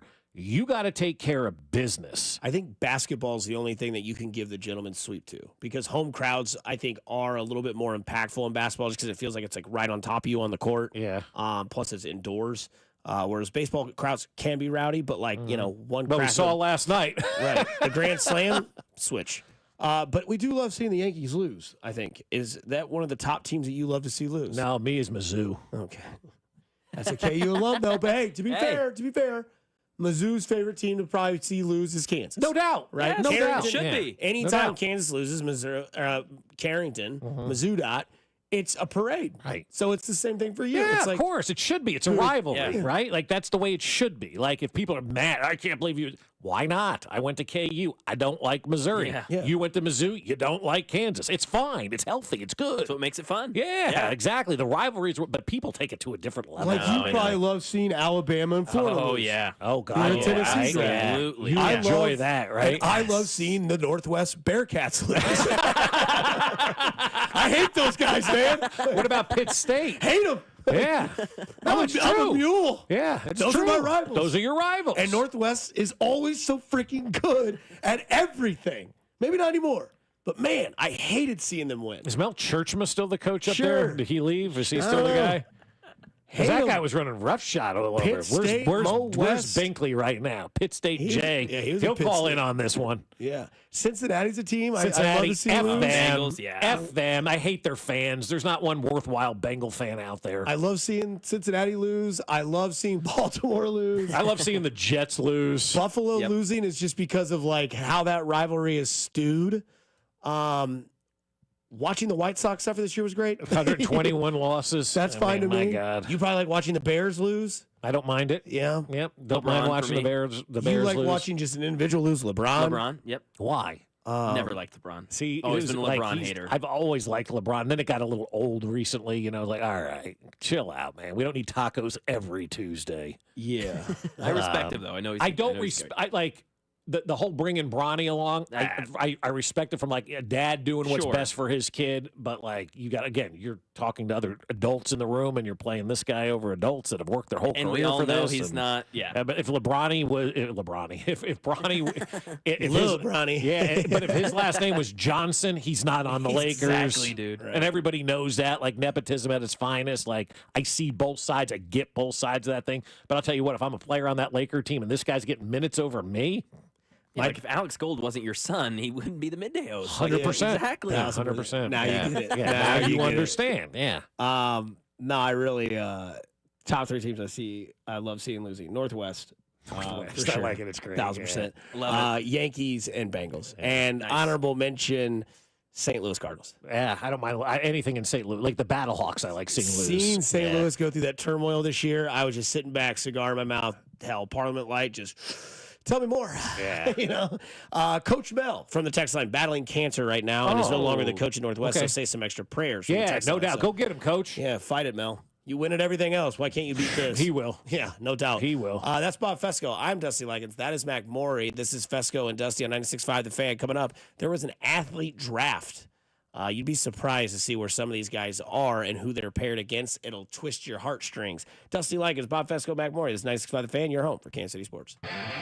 You're listening to Fescoe and Dusty on your new home for K-State Athletics. 96.5 The Fan. Well, when you're going to hire somebody to put a new roof on your house, you want to hire folks who love working for the company they work for, and that's everybody at Manning Roofing. I see their employees a lot, and they're always in a great mood because they have a great work environment. And when you're getting that new roof, the most important thing for your home replaced, you want people who love working for the company that they work for. And the folks who are putting those roofs on your house, they've all been together for 5 years or more because everybody at Manning Roofing is happy to go to work. And that means they're going to put a great product out for you. And I know from firsthand experience, Manning is awesome. A couple of years ago, a storm rolled through. We needed a new roof. Called Manning Roofing. They came out that day and gave us the storm damage assessment. They also said we're probably going to need new gutters. And I said, all right, who do I call for that? They're like, nobody. We're a general contractor. Manning is a true general contractor. So they do more than just roofs. They do everything on the outside of your home, from roofs to gutters to windows to siding and everything in between. Manning is a one-stop shop and a one-call, and that's all you need to worry about. Plus, Manning has been doing thousands of jobs in Kansas City. They've never once been rejected by an insurance company. And even if you're using somebody other than Manning and you're having insurance issues, get in touch with Manning Roofing today. They want to help you. You can set up your free appointment at manninggc.com, or if you need that new roof, call them 816-448-8208. That's manninggc.com. Manning is my one-stop shop for roofs, gutters, siding, and windows. The choice is simple. It's Manning Roofing. The nightmare stories are all too common with home services companies. Shoddy workmanship, subpar materials, or everyone's favorite, getting halfway done with the job and taking a 2-month break. So, if you need to replace your windows, siding, or doors, you could spend hours online researching companies. Or you can start with the perfect company and call Thermo King. With over 25 years selling and installing energy-efficient windows, James Hardie siding, and the most beautiful entry doors available, Thermo King will make your home project hassle-free and easy. Their triple glass replacement windows will save you money on your energy bills. Their James Hardie siding will last decades, and their entry doors will make your guests say, "Holy cow!" Right now, you can save thousands on replacement windows, siding, or a new entryway door. Great financing plans are available to make paying for your project easy. Get the process started today. 888-KING-WIN or online at thermokingwindows.com. The IRS is ramping up collection, and if you owe back taxes or have years of unfiled tax returns, listen carefully. Before it's too late, check your eligibility for the Fresh Start program still offered by the IRS to reduce or even eliminate your tax problems. Call our special hotline number now and find out in minutes if you qualify for these life-changing debt reduction programs. Business or personal, if you're in a payment plan with no end in sight, have unfiled tax returns, under audit, have a wage or bank levy, or finally just want to know your options, call the experts at Republic Tax Relief and stop collections immediately. A+ rated by the Better Business Bureau with a 5-star rating from Yelp, this veteran-owned company has the fight you need to take on the IRS. Don't go at it alone. Call their hotline number now, 800-406-1794. That's 800-406-1794. Find out if you qualify today. Call 800-406-1794 or go to republictaxrelief.com. It takes a lot to prepare for game day as a dedicated fan, and preparing the perfect tailgate meal might be most important of all. That's why Hellmann's Real Mayonnaise is the MVP. Hellmann's Mayonnaise is the secret to bring out the rich and creamy taste to all your game day dishes, from buffalo chicken dip to your favorite sub sandwich and everything in between. So give it a try, and mayo game day be delicious with Hellmann's Real Mayonnaise. Shop at your local Walmart, Kroger, or grocery store and add some extra deliciousness to your game day dishes this football season. This is the story of the one. As a warehouse manager, her job is to transform chaos into clarity and to see patterns where others see problems. Luckily, she's got a partner who shares her perspective. Grainger offers over 1 million industrial-grade products, backed by real person support and in-depth online resources, so she can tackle every task with precision and turn potential setbacks into streamlined success. Call clickgrainger.com or just stop by.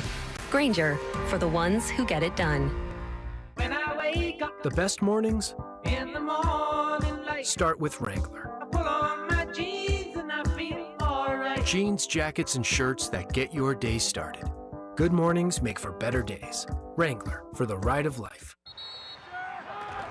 Whether you're ordering wings for the game, whipping up a 7-layer dip, or ordering pizza, there's something about football that makes you want to eat. And this football season, Uber Eats has the best deals on game day food. No matter what you're craving, from 2-for-1 pizza to buy one, get one wings, Uber Eats will be dropping new deals each week, all season long. Uber Eats, official on-demand delivery partner of the NFL. Order now. Terms and conditions apply. See app for details. When I wake up the best mornings in the morning light, start with Wrangler. I pull on my jeans and I feel alright. Jeans, jackets, and shirts that get your day started. Good mornings make for better days. Wrangler, for the ride of life. Here's traffic, brought to you by DM Injury Law. Have you or a loved one been in a car wreck? Contact DM Injury Law today and get the money you deserve. Car wreck? Remember, Mike's got this. Brought to you by Metro Ford, online at kcmetroford.com. On the State Line area, actually, 635 northbound before Horizons Parkway. Accident blocks the left lane. Traffic very heavy coming up from around Leavenworth Road and Building. Southbound side is also sluggish from before Horizons Parkway. At Metro Ford, family-owned and operated means the same trusted faces every visit. Just 10 minutes from downtown. Plus, get peace of mind with our 5-year, 200,000-mile pre-owned warranty, including roadside assistance and emergency trip interruption. Only at Metro Ford. Online at kcmetroford.com. Alan Carr, 96.5 The Fan. Traffic.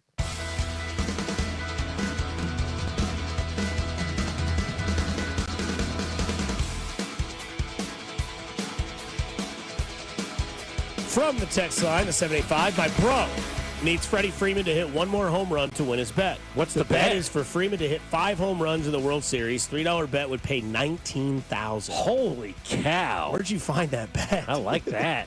Wow. That's insane. Do you think you're hoping for a Game 7 at this point, if you're that guy, just to give you the opportunity, right? Yeah. Is there a cash out? Yeah, what's the cash out for that? Please, if there is, you should. I'd love to know It's that. probably not as high No. because it's those like individual, like it's like anytime touchdown $80 scores. cash out or something. Yeah, it's like that guy that bet the tight end anytime touchdown during tight end week that bet $10 and won $185K. Like if it came down to what was George Kittle, the Sunday night game, like if you waited all the way there, I mean, his payout might have, I can't speculate, but it wouldn't have been anywhere near what you thought it would be. No, it never is. They'd be like, we'll give you $1,000. You're like, whoa, let this ride.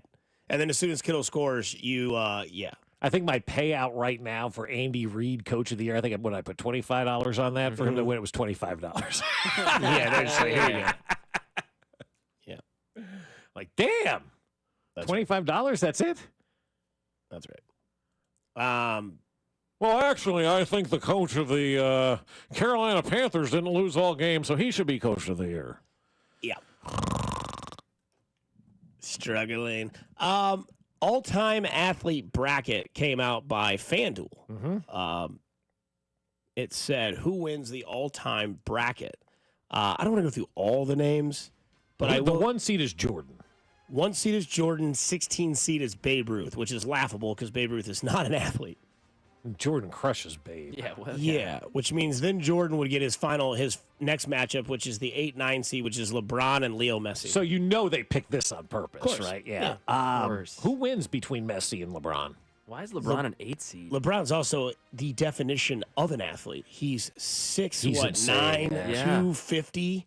Yeah. Like that to me, when I hear the word athlete, and I know that But so is Messi. Messi is an athlete, Yeah. but LeBron is more superior of an athlete. He's bigger, faster, stronger. Oh, yeah, from a physical He standpoint. might not be faster. Yeah. That's a lie. Yeah. He's bigger, stronger, and No doubt. like, just more of an athletic specimen. Well, that's what his game lends itself to than, soccer. You got to be faster, and obviously And- you don't really need a lot of upper body strength. Right. And then you ask yourself who's the better athlete from a building standpoint, like from an athletic build, Jordan or LeBron? It's LeBron. It's LeBron. But Yeah. Jordan will kick his ass. Of course. Like it doesn't matter. Like Jordan will rip your throat out Yeah. and watch you die. He should be number 1, and I don't even care who number 2 is on this And then list, you right? go down lower and they put a matchup together. Bo Jackson, number 3. Way too high on the list. But he's an athletic specimen, right? Yeah, I guess if that's what you're looking at. And that's but what I yeah. kind of see as an athlete. I don't see an athlete as like, shoot, Tom Brady wasn't athletically built, but he's the greatest to ever play that position. Yeah, he's not even on the list because you're right. Yeah, Right. You're talking about athletes themselves, like actual physical specimens. Bo Jackson, Bo is. Yeah. Bo's the 3rd seed, and he goes up against Patrick Mahomes. Bo from an athlete like that type of standpoint crushes Mahomes. Right. Mahomes has the dad bod. Bo Jackson does not. Which is weird because Patrick Mahomes does have that athletic capability. Like you look at Patrick Mahomes, like how does he get away? Because he knows how to run. Because he's smart. Yeah, he's athletically sound. He might not just be chiseled like Bo. Right, but he's athletically sound. No question, and he's very smart. That's why I say all the time, nobody's been a better running quarterback in the history of the NFL than Patrick Mahomes. Everybody goes, well, hang on a second, what about this? No, you're missing the point. There's nobody smarter ever at running the football than Patrick Mahomes has been, and he owes all of that to Alex Smith, too. He learned all of that from Alex Smith, how to properly get out of bounds, how to get 7 when you need 6. Like, nobody runs the ball more efficiently and better, in my opinion, than Patrick Mahomes at the quarterback position. No doubt. Genius at it. It's just... And every one of his runs is just, to the opposition. It is. It's, you look at the run that he had against the Niners, longest of his career, faked him out. Oh, so good. Caused a debate on the internet. Max Who else Friends does that? I mean, Kyler does it. Like, he runs similar. I mean, it's weird to say this out loud, but, like, Kyler Murray and Mahomes kind of have similarities with the way they run. Like, Kyler always, they laugh at it because he's so small. Yeah. But, like, he always, like, kind of finds a way to create his own space, which that's what I mean by, like, Mahomes. Like, Mahomes will see the play develop. Kyler's probably more run first than throw at times. He's been good this year. But, like, Mahomes will, like, read the defense, and once everything's covered and he has that space, he then, like, runs in a way that, like, almost remember like when Jamal Charles would run? Like, Jamal Charles never really got popped because he was able to, like, kind of nimbly run down the sideline and, like, make people miss. Mahomes does the same thing. Does the same thing, and also has great vision. Like, if you're Patrick Mahomes, you're always looking ahead. It's like I tell my kids when I'm teaching them to drive. Look at the 3 cars ahead of you. So they start to hit their brakes. You better get ready to hit. You're seeing way in front of you, and that's what Mahomes does. He can see in front of him. He knows what's going to happen. Like, he knows where you're going to be. You don't know it, but he knows where you're going to be. He's so smart. It's weird, man. I mean, I think it's just a different, I think that this just shows, like, with this bracket, like, what is the definition of athlete? Because Simone Biles comes in at number 6 against on this Dion. list, against Dion. Dion's one of the best athletes we ever saw. Yeah. Like, Same with Simone, yeah. Yeah, and same with Simone, yeah. So, like, Exactly. that's the matchup I look at. That's Is a like, good those matchup. are athletes. Like, those are like, you can't do that because they have something you don't that was given to them by God. Like, you just don't have You're that. behind Like, the 8 ball. Right. Like, you look at, Tyreek Hill is an athlete. The guy is freakishly fast and jacked. Yep. DK Metcalf, athlete, right? Like, Right. I look at Deebo Samuel, athlete. Whereas, like, Travis Kelce, athlete, but, like, DK Metcalf is, like, more sound of an athlete. He's faster. He's stronger. Sure. He's big. He's just, and I'm not putting down anybody. That's just, I think when you look at athlete, you're like, is it, this guy was really good at winning and good at his sport and the best in his sport? Like, Tom Brady's not even on this list, like you'd mentioned. Yeah, he should be on the list if you're thinking about the greatest athletes of all, but he's not because Right. he's Tom Brady. And number 2 is Muhammad Ali. He's the number 2 seed. He's Great gonna athlete. Tiger Woods. Is that too high for Tiger? for Muhammad Ali? For Tiger. For Muhammad, no. Muhammad Ali is one of the best athletic Well, people. I mean, boxing in general, like endurance, cardio, strength. Like, I'd have LeBron, precision. Michael Phelps, Bo Jackson. How's I'd have Mike those Tyson not on this list? He couldn't win the big one. He could beat everybody, but Evander Holyfield and fair point. But he's still. I mean, back in his glory days. I wouldn't fight him. Would you rather take a punch to the face from Mike Tyson or a kick to the nuts from Janikowski? Face. Either one, you're done. Like, you're not eating solid food for a year, and then the other one, you're just no longer having fun Tuesdays. Yeah, I don't know the answer to that question. Face. Just knock you the hell Yeah. out. Keep the berries. Yes, absolutely. Usain Bolt, Roger Federer is a matchup. Hell of a matchup, right? Right? Yeah. Michael Phelps, Serena Williams. Hell of a matchup. Mm-hmm. Michael Jordan, Babe Ruth. How the hell is Babe Ruth Yeah, on the damn like- list? like- Because he was hammered and fat and hit bombs I mean, off milkmen? honestly, like Mike Tyson should be on the list before Babe Ruth. Yes. Yes. Tom Brady should be on the list before How Babe is Ruth. Shohei Ohtani not on the Ohtani list? should be on the list before Babe Mike Ruth. Trout. Always Yeah, hurt. he's hurt. What an though. athlete. Yeah. How's Bobby Witt Jr. not on the list? Yeah, I'm Babe- kidding. I'm kidding. The Babe Ruth Kind one of. is a bizarre one. Yeah. At that especially high. especially with the list, you have swimmers, you have tennis players, you have boxers. Like Babe Ruth. Yeah. I mean, like, Is he the only baseball Yeah, I was player going to say, on he's the the list? only pure baseball player. Yeah, he is. That's why. Yeah. That's crazy. Yeah. All right, we need a baseball player, and those guys just drink beer and smoke cigarettes. So, Babe Ruth. in their prime, Terrell Owens, Oh, God, body yes. size, Ooh, him doing those sit-ups. Terrell Owens or DK body-wise? DK. Terrell. You That's see tough. T.O. go up to DK this year? He's 2 inches taller than him. He still looks bigger than him. T.O. in his prime.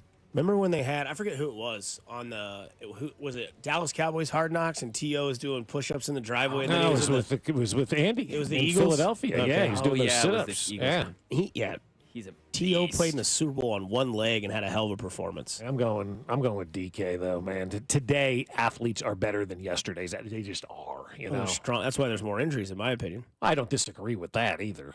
I think the injuries happen because it's like the body's not meant to be that big, that explosive. No, and it's And not. it's just like, sorry, this is what you got. This is the hamstring. Yeah. Boom. T.O. was that big. You know what I'm saying? Like, T.O. was DK. He was bigger than Yeah, DK. I mean, T.O. could definitely play today. There's no question. Who is the best athlete as a baseball player? Bo Jackson. No, currently.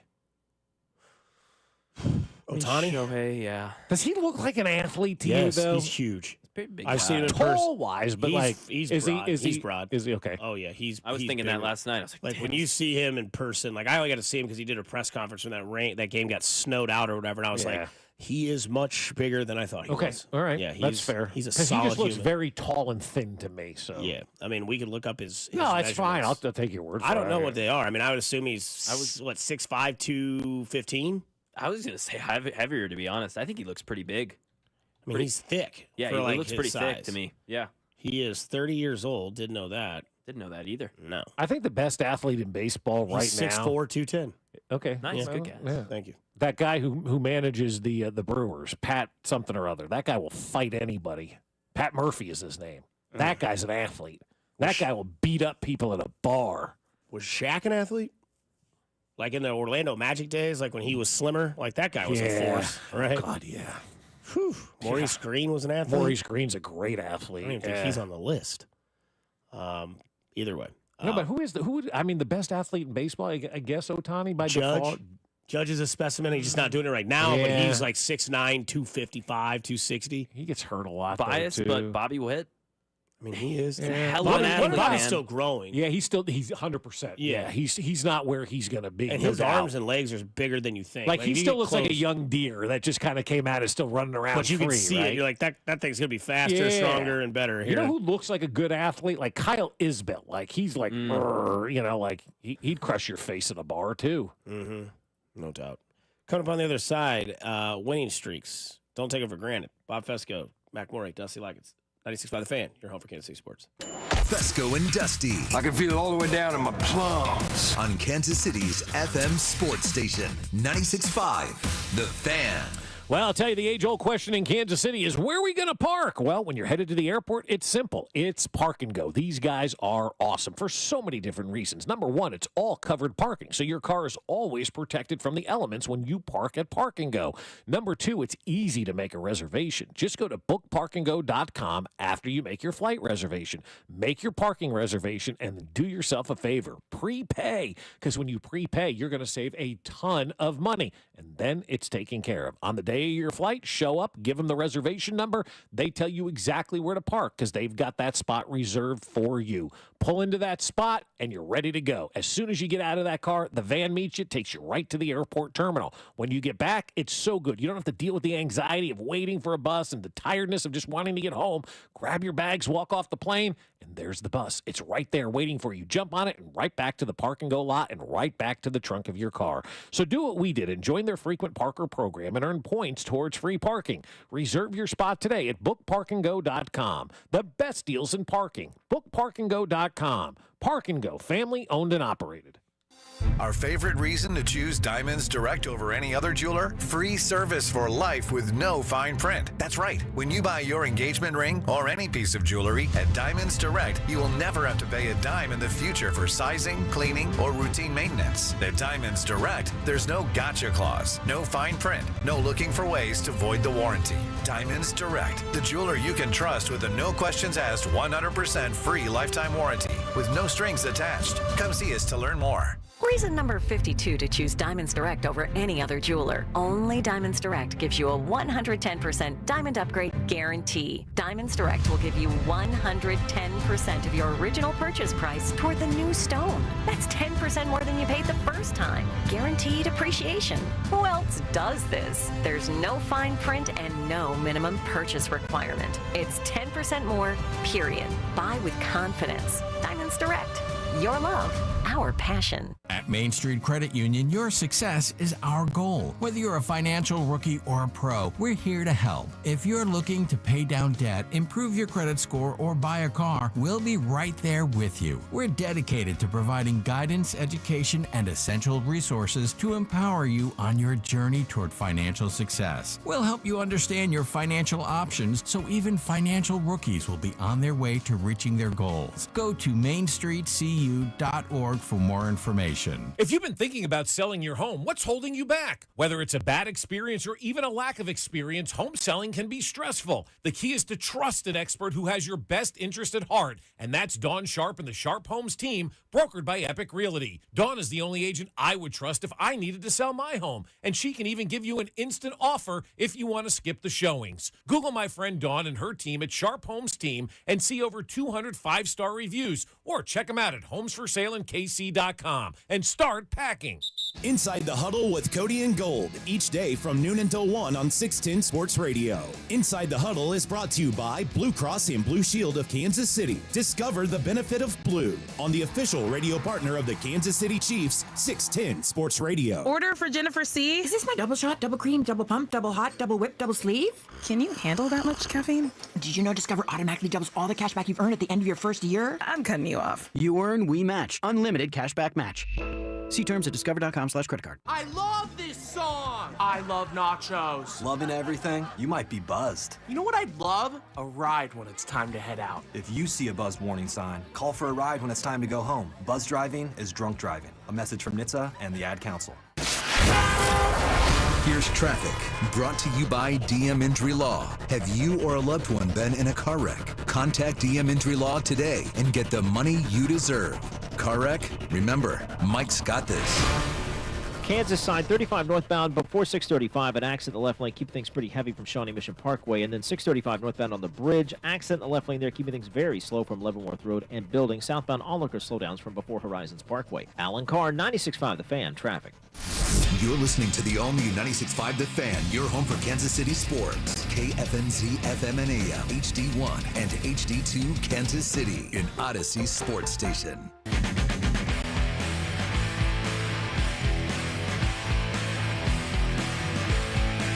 Speaking of Muhammad Ali, on this date 50 years ago, Muhammad Ali defeated George Foreman in the Rumble in the Jungle. Oh, wow. 50 years ago.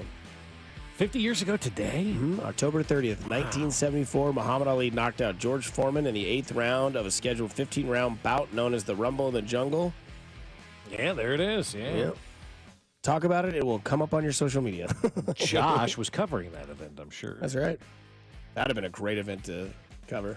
Oh, my God. Yeah, right. Ali. Puma Ali. Also on this day in 2015, the Mets won Game 3, 9-3 over the Royals. Also on this day, and here's the kicker on this one, all right? God, of course, a pop-up ad pops up on Microsoft Word because I'm not a subscriber. All right, give me 10 seconds here because I want to read it verbatim so everybody has Give me 10 seconds, mister, and I'll have my article up here. Here we go. All right. Okay. On this day in 2015, are you ready?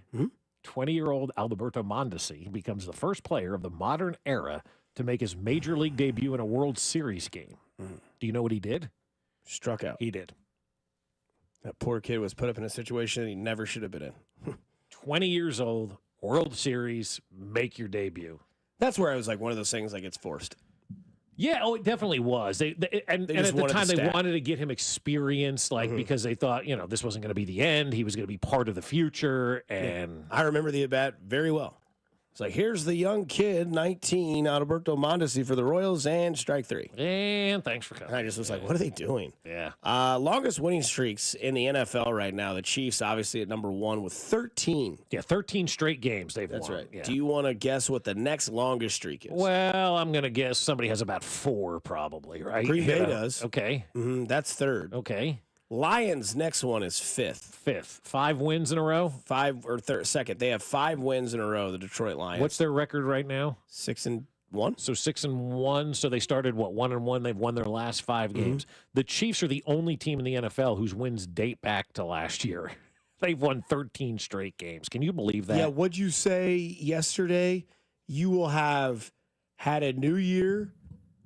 You've essentially gone from Christmas through Halloween without the Chiefs losing a game. Right.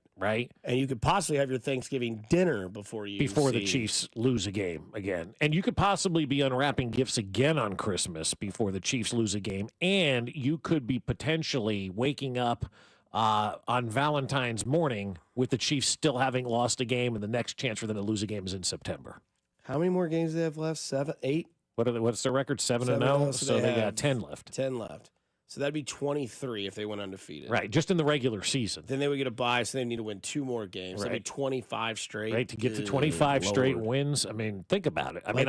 That's the impressive thing. They had 25 wins in a row, undefeated season, 3-peat. Right. It's over. Yeah. I don't want to hear it anymore. The rest of my life, I don't want to hear who's the best team of all time. No, there's no best argument. quarter. I don't want to hear it. Yeah. You wouldn't be able to. Those numbers would never be repeated. Ever. The thing, though, that I think we need to keep in mind, too, because I know, and I can tell from some of my friends that text, the text line, obviously, some of the text that you read, what social media says, there are still too many people in this town that are allegedly Chiefs fans that are taking this team for granted. And it really bothers me because what they're doing right now should never be taken for granted. Like, every time you go to your keyboard and complain that they don't have the cornerback that you want, you're taking this team for granted. Or the folks who were complaining yesterday about the Josh Uche edition. Well, I don't think we really need it. You're taking this team for granted right now. Right. The Chiefs have won 13 in a row, the longest winning streak in the NFL. Number 2 is 5. The Chiefs have basically won 3 times more games in a row than the next closest team in the NFL, the Detroit Lions. And that's a hill that I'm willing to die on. Those who are taking what we've got going on right now for granted, because what we're watching right now is history every single day. It's greatness every single day, and it's not going to be around forever. And so while you're wallowing around and complaining about Josh Uche being added in or the lack of another cornerback opposite of Trent McDuffie, there's no perfect team in the NFL. But by God, the Chiefs are as close to a perfect team as you get. And sometimes you don't see the forest through the trees and you miss what's really going on in front of you. This team has won 13 in a row. The next closest has won 5. It's remarkable to watch what this team is doing. This year. Just this year. The Chiefs have not lost since December 25th, 2023. And here we are 13 games later. They just continue to win. And look who they're beating, too. They're beating the 49ers twice. They're beating the Ravens twice. They're beating Buffalo. They're beating Cincinnati a couple times on that list. They're beating the Atlanta Falcons. They're not doing it against Carolina and Oakland and some of these bottom feeders. They're doing it against some of the best teams in the NFL. And that's why I think it's important at times people just take a step back and go, we got this thing. It's on lockdown right now. I'm just going to enjoy it, instead of trying to be armchair GM and say that Brett Veach isn't doing the right things. Can I be a homer for a second? Sure. What's Detroit's most impressive win this year? Is it, they Minnesota? did put up 52 last week. That's impressive. That was against the Titans. Okay, never mind. They did put up 47 the week before. They did not. They did 2 weeks ago. 2 weeks ago. That was against Dallas. Yeah, that's a fair point. Probably the Vikings. Yeah, and they beat the Vikings 31-29. Yeah. So they win that game close. They have beaten, and I repeat, the Rams, the Bucks. The Rams without any of their dudes, too. No, right? Rams week 1. Oh, Rams week 1. Okay. The Bucks they lost to week 2. Yeah. They beat the Cardinals. They beat the Seahawks. And then they beat the Cowboys 47-9. The Vikings they beat 31-29, and they blew out the Titans 52-14. They play the Packers this week. Then they play the Texans. They play the Jags, the Colts, the Bears, and then they finish with Packers, Bills, Bears, Niners. And Vikings. It's a hell of a finish. So they've had a softer schedule than we think. So let's go ahead and crown Detroit. Go ahead, Florio, do that. I just wanted to look that up real quick. So yeah, they're winning. I get it. Great. Right? Cool. They're taking care of the guys on their schedule. But so are the Chiefs. They just happen to be better guys on their schedule. Yeah, the Chiefs have played Baltimore, Cincy, Atlanta, Chargers, Saints. I don't know what the other team is. San Francisco. San Francisco, and the obviously Chargers. last week they played the Clippers. Yeah. The Clippers, yeah, of course. Yeah, LAC. But LAC, baby. Right. But and then Vegas last week. But what I guess also is that I'm starting to love Jeremy Fowler the older I get. Because he has probably the greatest nickname for Andy Reid I've ever seen. Calls him Pink Slip Andy. Yeah, gets everybody fired. Yeah. It's crazy. The Vegas Raiders have cycled through 7 head coaches since Andy Reid was hired. The AFC West has cycled through 18 head coaches since Andy was hired. Jeez. The first I saw in this Jeremy Fowler article on ESPN, I think that's who wrote it. Yeah. Andy's making $20 million a year. Did you know that? Wow. You know what? It's not enough. No. It's not enough. He's Right. underpaid. Andy Reid is the most valuable figure in the history of Kansas City sports. Yeah. There's no debating that. It's insane, man. It all goes back to the meeting. Like they were going to have, it was Clark and it was Andy, and they were sitting down, and he was getting ready to leave to go to Arizona, and whatever happened in that point, which you could have a discussion at where Clark Hunt ranks in ownership, he just, here's this, fill out that, and everything else is good. I'll just sign my name once you put in the number. And Andy Reid never left. And since then, the Chiefs have completely revamped their franchise. It has been the best decade of football for a team outside of the New England Patriots. Oh, God, yes. I mean, like, what do you think Andy made his first year? $5 million a year? I don't know. Roughly, just let's guess. You'd probably know more than I would. I don't. They don't disclose a lot of this kind of tell stuff, us right? anything You with know, coaches. so that's why I was like kind of. I don't want to say floored, but like, wow, $20 million a year is allegedly what Andy's making in the NFL. That's a lot. Seems like a lot. It's more than Belichick. It's like the highest paid coach ever. I remember Belichick was highest, and he was like 11 or 12. Yeah, there was a time where he was in the teens, Okay, but like nothing like this is remarkable. And Andy's underpaid at $20 million a year. You can give Andy a blank check right now because, like I said, he is the most valuable asset in Kansas City sports history. There's no person that has meant more. And I could make the case for Carl, for Dayton, for Ned, for a lot of people. Nothing like Andy Reid. Nothing like what this guy has done. Yeah. And he outlasts everybody. Everybody gets fired, that coaches against him, and he's seen the revolving door. But, Clark Hunt changed as an owner when he hired Andy Reid. And that was important to do, like kind of letting go of the reins and letting Andy Reid handle things.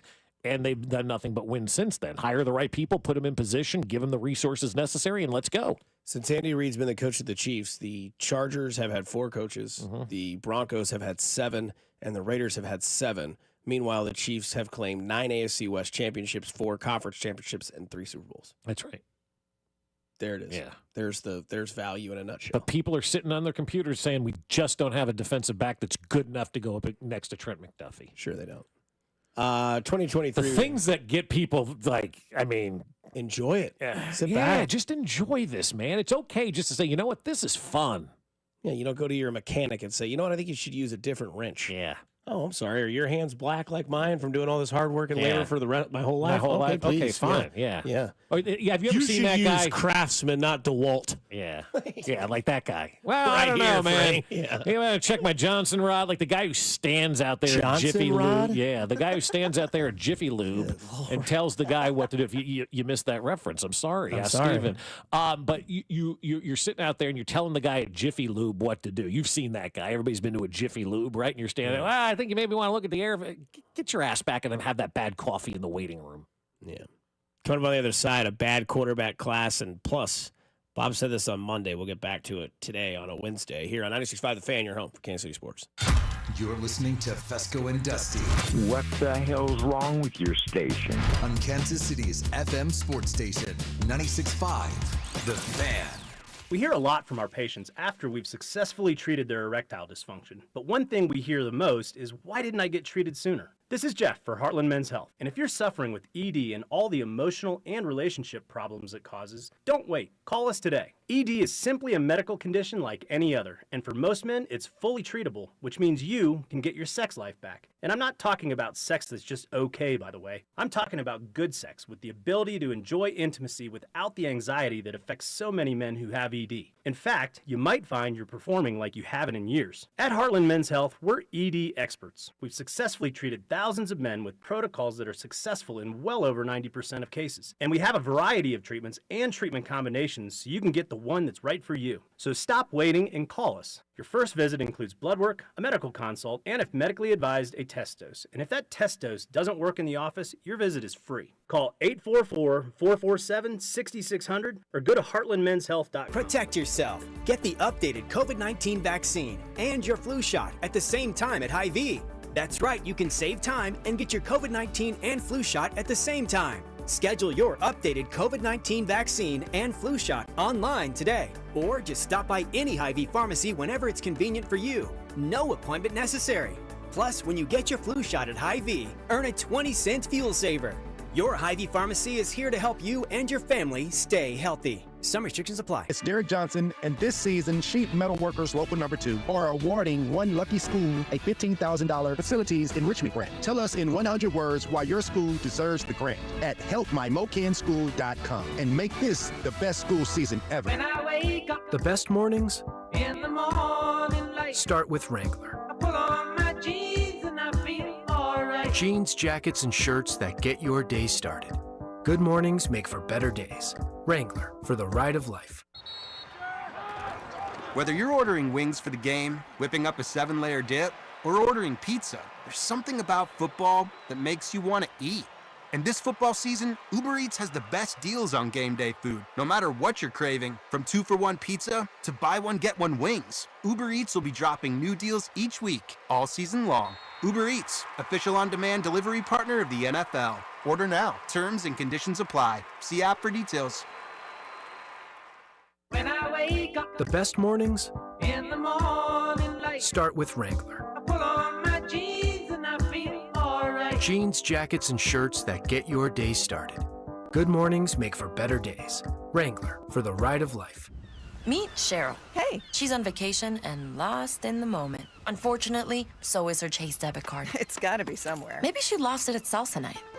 These skirts should have pockets. Or maybe she lost it at Pilates. 3 and 2 and... But she's not worried. With the Chase mobile app, she can lock her card till it turns up. Tools that help protect. One bank that puts you in control. Visit chase.com/checking. Chase, make more of what's yours. Chase mobile app is available for select mobile devices. Message and data rates may apply. JP Morgan Chase Bank, N.A. member FDIC. As a mom, comforting my family is what I do best. Vicks Vapor Stick provides soothing, non-medicated Vicks Vapors in an easy-to-apply stick. And it dries fast, so there's no mess. I use it to comfort myself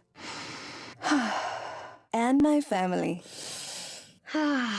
Thanks, Mom.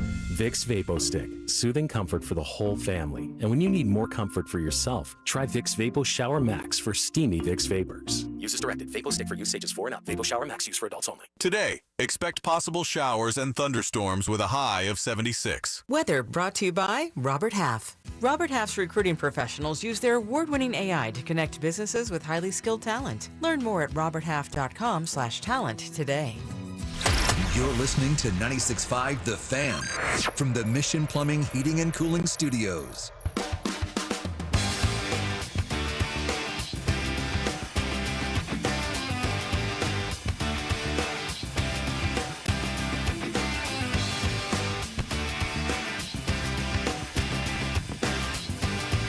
Back in it on a October 30th, Halloween Eve. You gonna watch any spooky movies tonight? No. You don't do any of that? You don't throw on like Hocus Pocus? No. Okay. No. Still have never seen Hocus Pocus. Yeah, I don't think I've ever seen that either, but asking me if I've seen a movie. Away, beast! I can't believe you guys have never seen Hocus Pocus. I'm watching it this weekend. Hannah insists on it. It's fun. She don't loves watch it, the new one. The original one's great. Sarah Jessica Parker. Hey, don't. I'm sold. Yeah. She actually looks good as a witch. Oh, I can see that, yeah. I thought she was the third most attractive on her show, Sex and the City, but in this one, clearly number one. Bette Midler, not my style. Really? No. Even though she has those weird lips in Hocus Pocus. But it's good. You kind of look like the guy in Hocus Pocus. Oh, really? Beetlejuice? Nah, the guy that lights the guy in Hocus Pocus? The virgin who the guy lights with the the scissor flame. hands? No, that was on yesterday. I forgot how weird that movie is. Halloween tomorrow. What's tomorrow? Who's been the biggest trick and who's been the biggest treat this year in the NFL? The biggest trick is Aaron Rodgers. The biggest treat? That's an interesting question. I have to think about that. Because you think about the word treat, right? Yeah. Like something that's It's enjoyable been and nice. a treat to watch that guy this year. Jameson Williams. Okay. You're a Richard. Or he is. Oh, he definitely is. I figured you'd say Anthony Richardson was the biggest trick. No, I never thought he was any good. Aaron Rodgers is a trick because everybody in New York thought he was going to lead him to the promised land. Anybody who tries to cheat code the thing in sports, you don't win. You don't have success. Oh, Dusty's been the biggest treat from the text line. 913. Thank you. Thank you very much. Some would disagree. Yeah, well, who would be the biggest treat to watch in the NFL this year? Jaden Daniels? There you go. That's a good one. Yeah. Rodgers is up there Bo for Nix. Kyler Murray? Not Bo Nix. Been a treat to watch Kyler Yeah, Murray. he's been good. Beating the Chargers, helping you out. Yeah. Josh Allen's been a nice treat this year. You First know- interception, week 8. Yeah, Josh Allen for me, though, this year, I haven't really watched much Josh Allen this year. Too much red zone, man. Like that's He's what it just is. kind of been there, and Yeah. like he's becoming like you just know he's going to be there for you. You know, like he's Sam going to be there. Darnold. He's going to be fine. Sam Darnold's That's a up good there yeah. in the text line. That's a good treat. Yeah. Chiefs defense has been the biggest treat. Yeah, they were good last year. Don't watch too much. You get the diabetes. Yeah, That's a lot of sweets there. that is. McDuffie, Jones, Karloftis. Now you got JU coming in. Mm-hmm. Yeah, Jaden Daniels leading the way with the biggest treat. Yeah, it's probably got to be him or Bo Nix, the two rookie quarterbacks that are legit. Mm-hmm. Speaking of quarterbacks, 2023 draft class, not good, man. Just not good. Anthony Richardson gets benched for obvious reasons, right? Loser. Yeah, he got tired. I can't play anymore. I'm tired. What? Which I see it from your perspective because sometimes we'll revamp these but have different takes on them. My thing for you that you gave that I thought about after we had it, because originally my take was I think this is a learning message for him. This is one of those things where like, look, dude, I don't care if Flacco's 45 or 50. You do something like that, we're going to bench your ass, right? Like that's just what's going to happen because you can't do that. Is Flacco over 40? Oh, yeah. I think. That was really confident answer. Yeah, that. I don't know. Yeah, you're like, oh, yeah. 39, I bet. Yeah, I bet I he's think 39. he's like 39. Watch yeah. it be like 33. His neck hair would implicate that he's like 54. Yeah. There's no way to tell how old he is, though. Yeah, search engine. But 39. 39. 39. Right. So, and I look at it from this perspective now after we had the argument originally, not an argument, conversation, of I think this is a way that you can really like see if this builds character or gives him a chance to be like, okay, look, dude, this is what not to do in the NFL, and this is why we're benching you. You're still the future, but you're going to take a back seat for a little bit. The other thing that I look at it is from your perspective, right? Because what happens when a coach calls a player out? Like Eberflus, right? He just called out the guy for the Bears who was rightfully so should have been called out for talking a bunch of smack to the crowd, running over late, tipping the ball, and Washington scored. And somebody had said, I don't know how that coach can go back in that locker room and face these athletes knowing that he's able to throw them under the bus. Right. How does Anthony Richardson go talk to his offensive line who busts their ass and doesn't come out of the game to say, hey, I'm still your leader? So there's that side of the argument too. And Anthony Richardson's in a draft class of quarterbacks where it's tough because the most obvious thing in the NFL is the hardest thing to do. And the hardest thing to do is to develop a quarterback in the NFL. Drafting it, sure. Every once in a while, can you throw a dart in the 6th round and find a Tom Brady out of Michigan? Absolutely. Sure. But you still got to develop that. You got to make sure that he understands the game. Just like you can throw a, first round pick on Ryan Leaf and not know that he's going to go down the tunnel of narcotics and just go absolutely berserk on a reporter. Right. Right. And then sometimes, everybody takes Mitchell Trubisky or thinks Deshaun Watson is a better quarterback. And then Patrick Mahomes is the next face of the NFL. Yes! So there are a lot of things, but that draft class, man, CJ Stroud is the only one. Yeah, he's really good right now. Yeah. And we're going to see how good he is now with obviously Stephon Diggs and Nico Collins both out of the lineup, and they got a Thursday night game. He's going to be on the national stage. This is a gut check moment for him. Big moment for them, right? Everybody thinks the Jets, for whatever reason, are going to win, and I'm scared to death of this game from that standpoint. Like, yeah, they're all staying away from it. Nobody in the bullpen right now is nobody's touching this game. No right? cash, nothing. It's weird, man. Nothing. It is a weird game that the Jets are the favorite in this. Yep. So I think I'm going to enjoy the game tomorrow night. Actually, it's going to be a fun one to watch. And I think with Anthony Richardson, when you're the quarterback of the NFL team, that's a different undertaking than just being a guy on an NFL team. Mm. You're the leader of that team. You're the face of that team.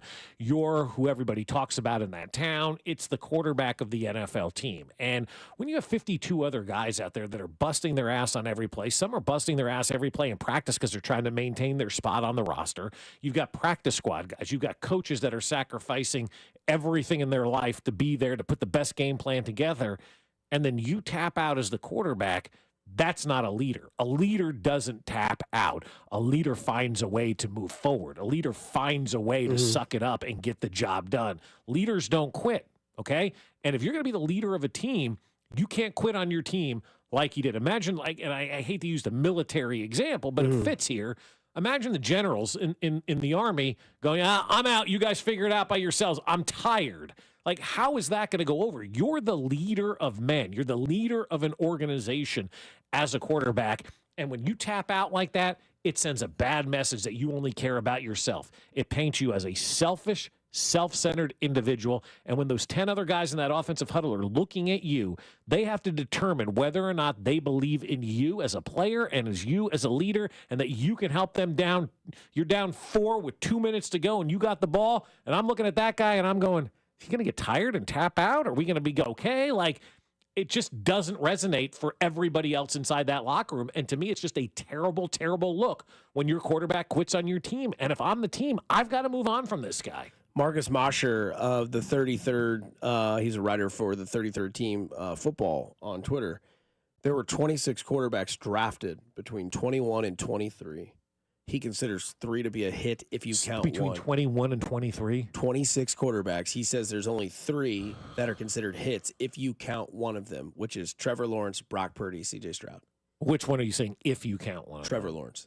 If you consider him to be a hit. Otherwise, there's 2. Brock Purdy. Do you think he's a hit? No. I think he's a massive failure for where he was and his agree. expectations. I mean, you went to the playoffs and he's got a playoff win. Yes. And he came from behind, but he still threw 5 interceptions. But what have they done since? Lose. Yeah. Right. Yeah. I think from where he was number 1 overall pick. Yeah.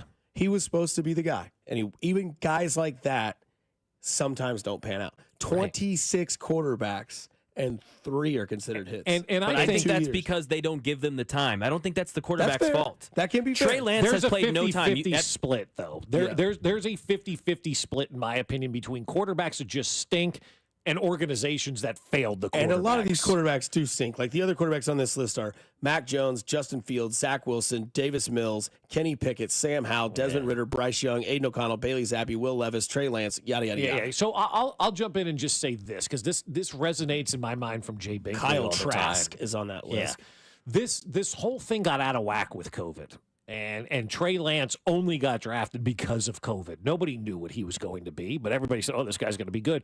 I think there were a lot of misjudgments in that 2020 season that have carried forward for the last couple of years. And I think that got everything kind of out of whack with these quarterbacks. But again, you have to look at it. Are you drafting a quarterback and bringing that guy into a stable organization?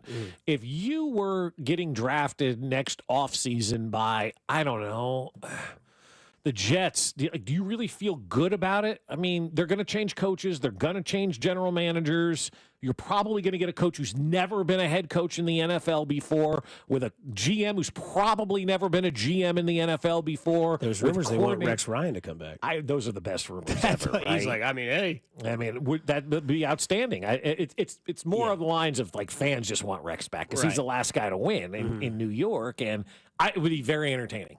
Very entertaining. He's got a new set of teeth. New set of teeth. I heard he had a facelift too. Really? Yeah.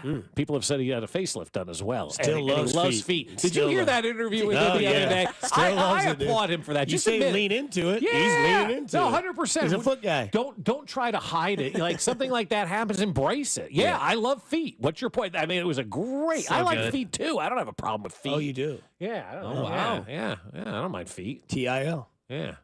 Yeah, not me. Not you. I'm good. You a leg guy?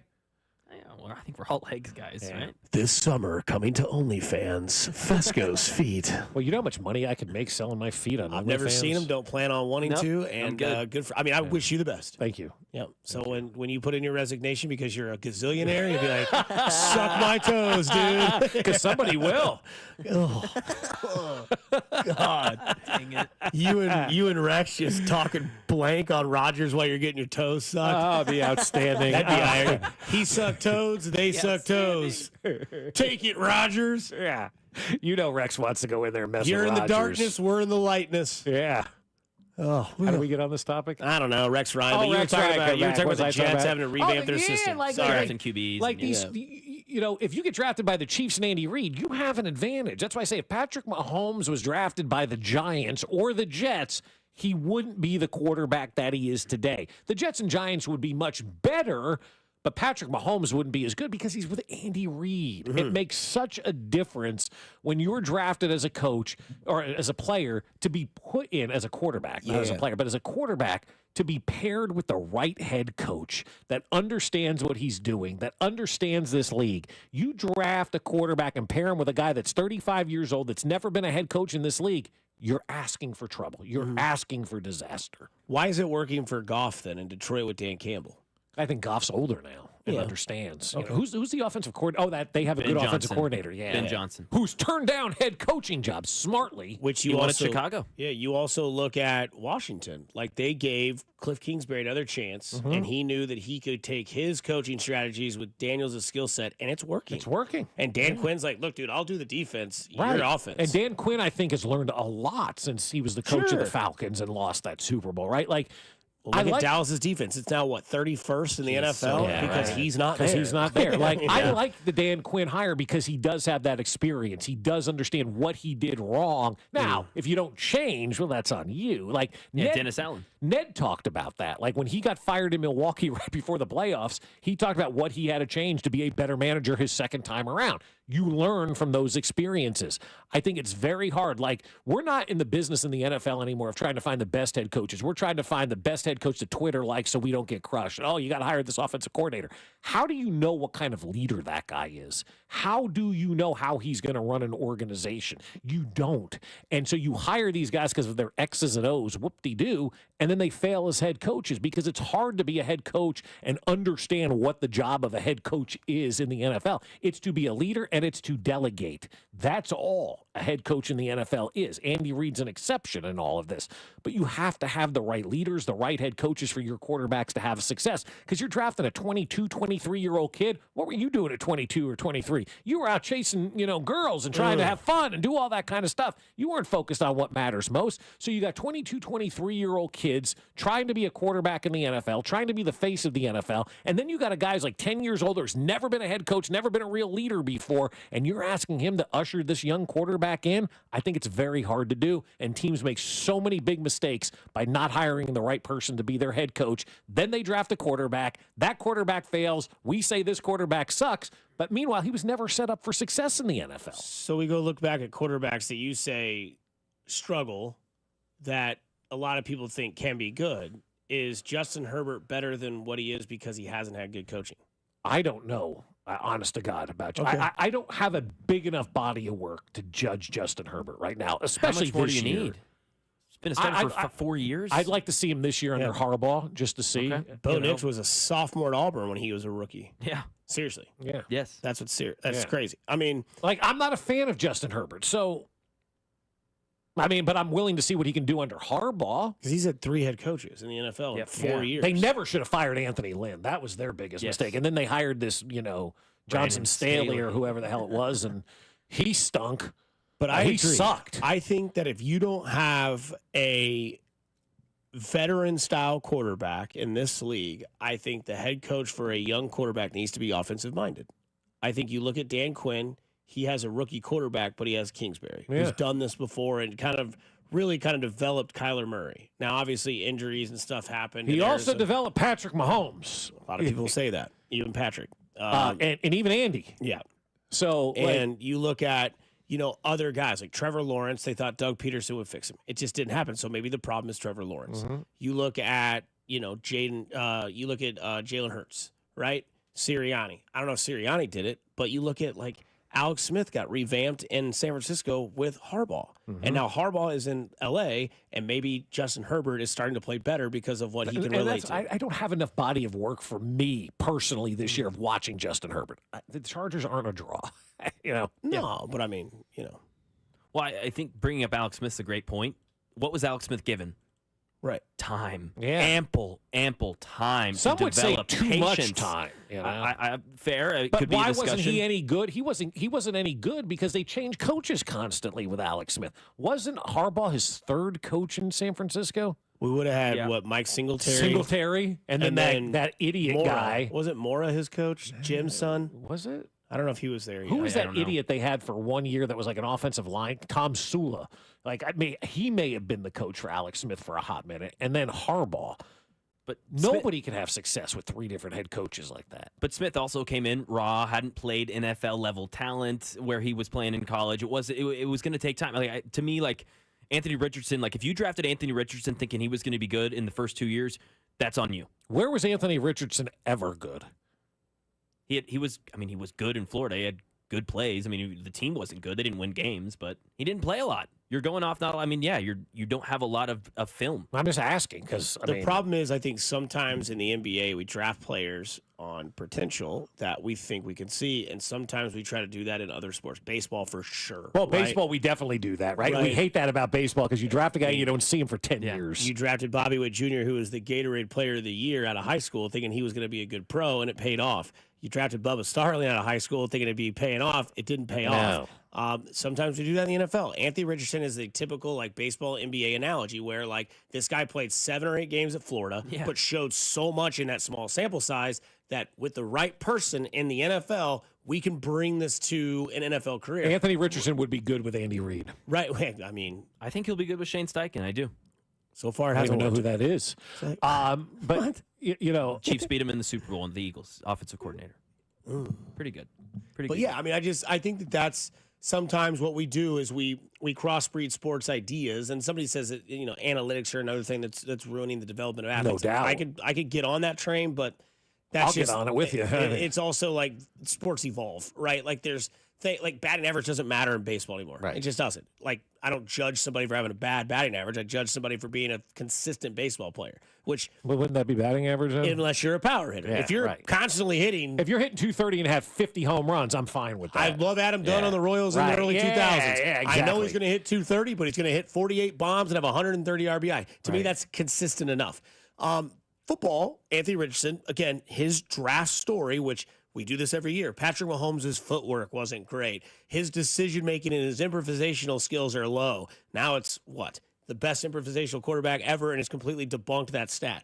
Whereas you look at Anthony Richardson, didn't play a lot, came to the league. We got to develop him. We got to grow him. We got to do this. This is part of that process, in my opinion. This is one of those growing pain processes. You cannot say to the media that you got tired and wanted to come out. No. What you've got to say to the media is, I've addressed it with my coach and my teammates, and that's that. Or you say, at that time, I wasn't at a point where I was going to give my team the best decision to win, so we put Joe in for a play, and that's where he went. Instead of saying, it's like the kid from San Francisco. Oh, I knew Friday I was going to play. Oh wait, yeah, what? Jordan Mason. Yeah. You said what? And then after the game, it's like, yeah, it's the media's fault for putting. No. You just weren't prepped well enough by your PR team to say, hey, there was a chance I could play, but we didn't know yet. But yet you'd already said this. So like growing pains come with it. We'll see where Anthony Richardson's career goes. If it fails miserably, we will always come back to that audio clip of him saying, I was tired and tapped out. Yeah, and it's one thing to say it to the media. What are you saying to your teammates though? Too, and that's the other thing. Like you got to know how to talk because, like you said. How I mentioned earlier, how does he go back in that locker room and say, I'm your guy? How, when he gets in the huddle, like you see quarterbacks do before the games, like, you give it your all. You didn't. You play till you can't. You didn't. Right. You've got to somehow grow back from that. You got to win trust back. Yeah, exactly. It's basically starting over from zero. And a lot of guys in the NFL play 3.5 years. They don't have time for that. Right? Like they got other things going on. They got life. They got other things outside of the office that they need to take care of. They don't have time to deal with you and your nonsense. These are grown men now. We're not talking about colleges and all that kind of stuff anymore. You got to appeal to grown men when you're the quarterback of that team. And I think we're all in this boat. A lot of times you make up your mind on somebody, you move along. Sometimes you forgive them and you have that open mind. I think in the NFL, it's just hard, especially when it comes to that quarterback position. You love to see it. You honestly do. Colts are going to make the playoffs now, giving themselves a worse draft pick and losing the first round. Good job, Indianapolis. Yeah. Who cares? Who are you drafting? What's it matter? That is true. I love you fight for the playoffs every year. Nobody cares about draft picks. I mean, honestly, you're on a team. You're 53 guys. You have a very limited shelf life in this league. You do not care about draft picks. We'll look into the odds tonight because I would love nothing more for a Dodger victory because I just hate the Yankees. Bob Fescoe, Dusty Likens, Mac Morey, Fescoe and Dusty on 96.5 The Fan, your home for Kansas City Sports. You're listening to Fescoe and Dusty on your home for Kansas City Sports. 96.5 The Fan. If you had the crystal ball, you wouldn't agonize over when to sell your home. You'd just ask, should I sell while my home's value is sky high, or wait and hope the bottom doesn't drop out of the housing market? The thing is, I'm not ready to move. You don't need a crystal ball with Truehold's Sell and Stay program. You can literally sell now and stay in your home as long as you like. When you sell your home to Truehold for its best current value, you can fully cash out your home's equity, and you can stay in your home as long as you want with an easy, affordable lease. Truehold pays property taxes, insurance, and maintenance too. Truehold unlocks your wealth without uprooting your life.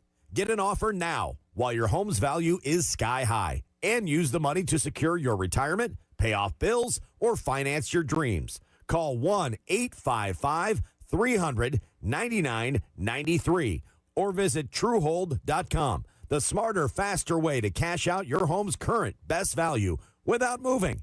That's Truehold.com.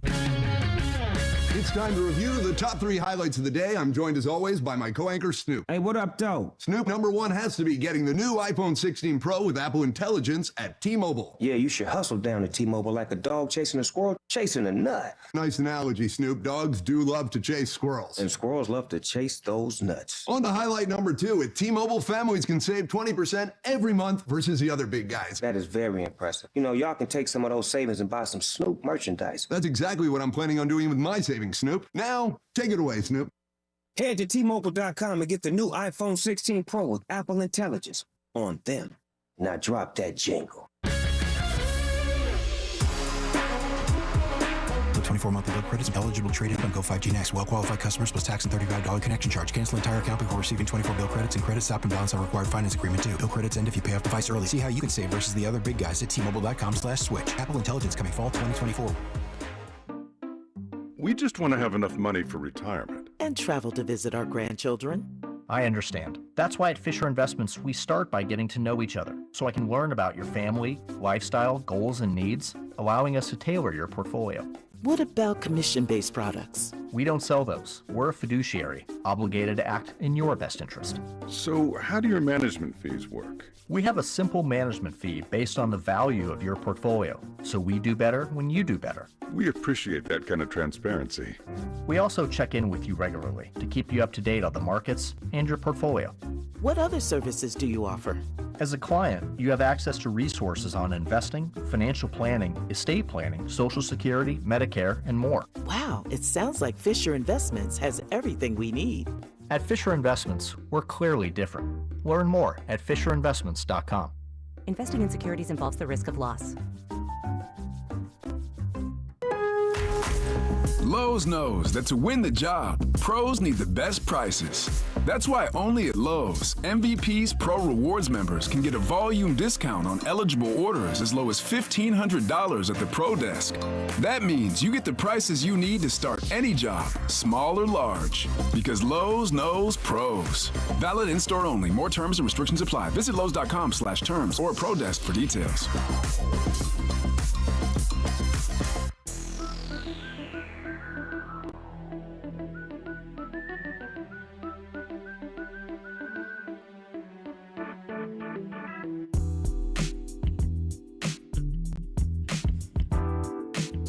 Diving right back into it here on a Wednesday. Damn, Thursday already tomorrow. Can't wait. Somebody from the 816, why can't a quarterback tap out like any other position? Because you're the leader of the team, man. It's just different. It just is. I just think it's the way he addressed it. I got tired, so I went out of the game. It's like, just say better chance for the team to win. Call a running play. Catch your breath. Go listen to all of Patrick Mahomes' press conferences. That's how you need to be polished as a responder to questioning. Like, I'm not saying everybody has to be Patrick Mahomes because that would be impossible to do. Mm-hmm. But ask yourself this, if you're a quarterback, would Patrick Mahomes do this? No. Patrick Mahomes played with a broken ankle. Didn't want to go out of the game when it got re-sprained. Did you see him on Sunday? Like, for a moment, you probably thought, when they tackled him like that, right? Yeah, I held my breath for a second. Didn't miss a beat. Anthony Richardson was like, I'm going home. This guy will be in attendance tonight in the Bronx. Fly to right by Torres. Betts in the corner. Does he have room? Fights with the fan.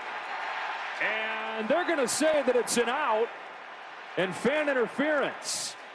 So an out, one gone in this first. It's the second time that Gleyber Torres has hit a ball that has ended up in fan interference in this series. He had the home run turned into a double back at Dodger Stadium. And yeah, Betts has that ball in his glove, and this fan literally tries to take his glove off. Pries the ball out of there. A for effort. Well, he won't be watching the game much longer. Wow, you might just from a TV. We're going to be watching us on the TV. And then Mookie asked about it. It's irrelevant. We lost. It doesn't matter. Mookie, just how is that man feeling? Because it kind of looked like, from our perspective, that your wrist kind of went a little bit back. No, I didn't even know he grabbed my hand, so no, it's perfectly fine. Was that about as aggressive as you've seen fans in all your time in the game? When it comes to the person in play, it doesn't matter. We lost. It's irrelevant. I'm fine. He's fine. Everything's cool. We lost the game, and that's what I'm kind of focused on. You got to turn the page and get ready for tomorrow. That's how you respond to questioning. Mm-hmm. We lost. It doesn't matter. It's irrelevant. Your wrist looked like you got bit. I didn't even notice. We lost the game. Like, we lost, man. It's that's over. a pro right there, right? Yeah. If you're wondering if you like Mookie Betts or not, right there, that was awesome. That's a guy I'll run through a wall for. Absolutely. Yeah. That's what your leaders should be. Now, there's a new report coming out via ESPN and Jesse Rogers. Like, they talked apparently to people around these guys. Yankee fan after ejection for interference of Game 4 of the World Series, quote, "If it's in our area, we're going to D up," he said. Oh. So this is premeditated. Another quote. D up? Yeah. Like defense yep. or? Mm-hmm. Oh, okay. Someone defends, someone knocks the ball. We talk about it. We're willing to do this. Yankee fan after ejection for interference in Game 4 of the World Series. So these two idiots. They just don't think logically. they had this planned out already that they were going to do, because you know where they're sitting. They kind of knew, like, if somebody ever comes over here, we're going to take care of business. Oh, you're going to help the team, is what you're saying. Like, this is David Putty times 10. I do get that reference. I mean, this is New Jersey Devils. Yeah, go support the team. Yeah. But, like, there's one thing to support the team versus, attacking a baseball player. Yeah, making it unsafe. Because you know what you're going to do now? You're going to cause nets to cover that entire section up. Oh, that's exactly right. Yep. Because then you can go there all you want. You're not going to affect the gameplay. Right. So this guy is 38 years old. His name is, he's now been identified. And you're going to laugh because it's Cliche New York guy name? Donnie Severino? Austin Capobianco. Yep.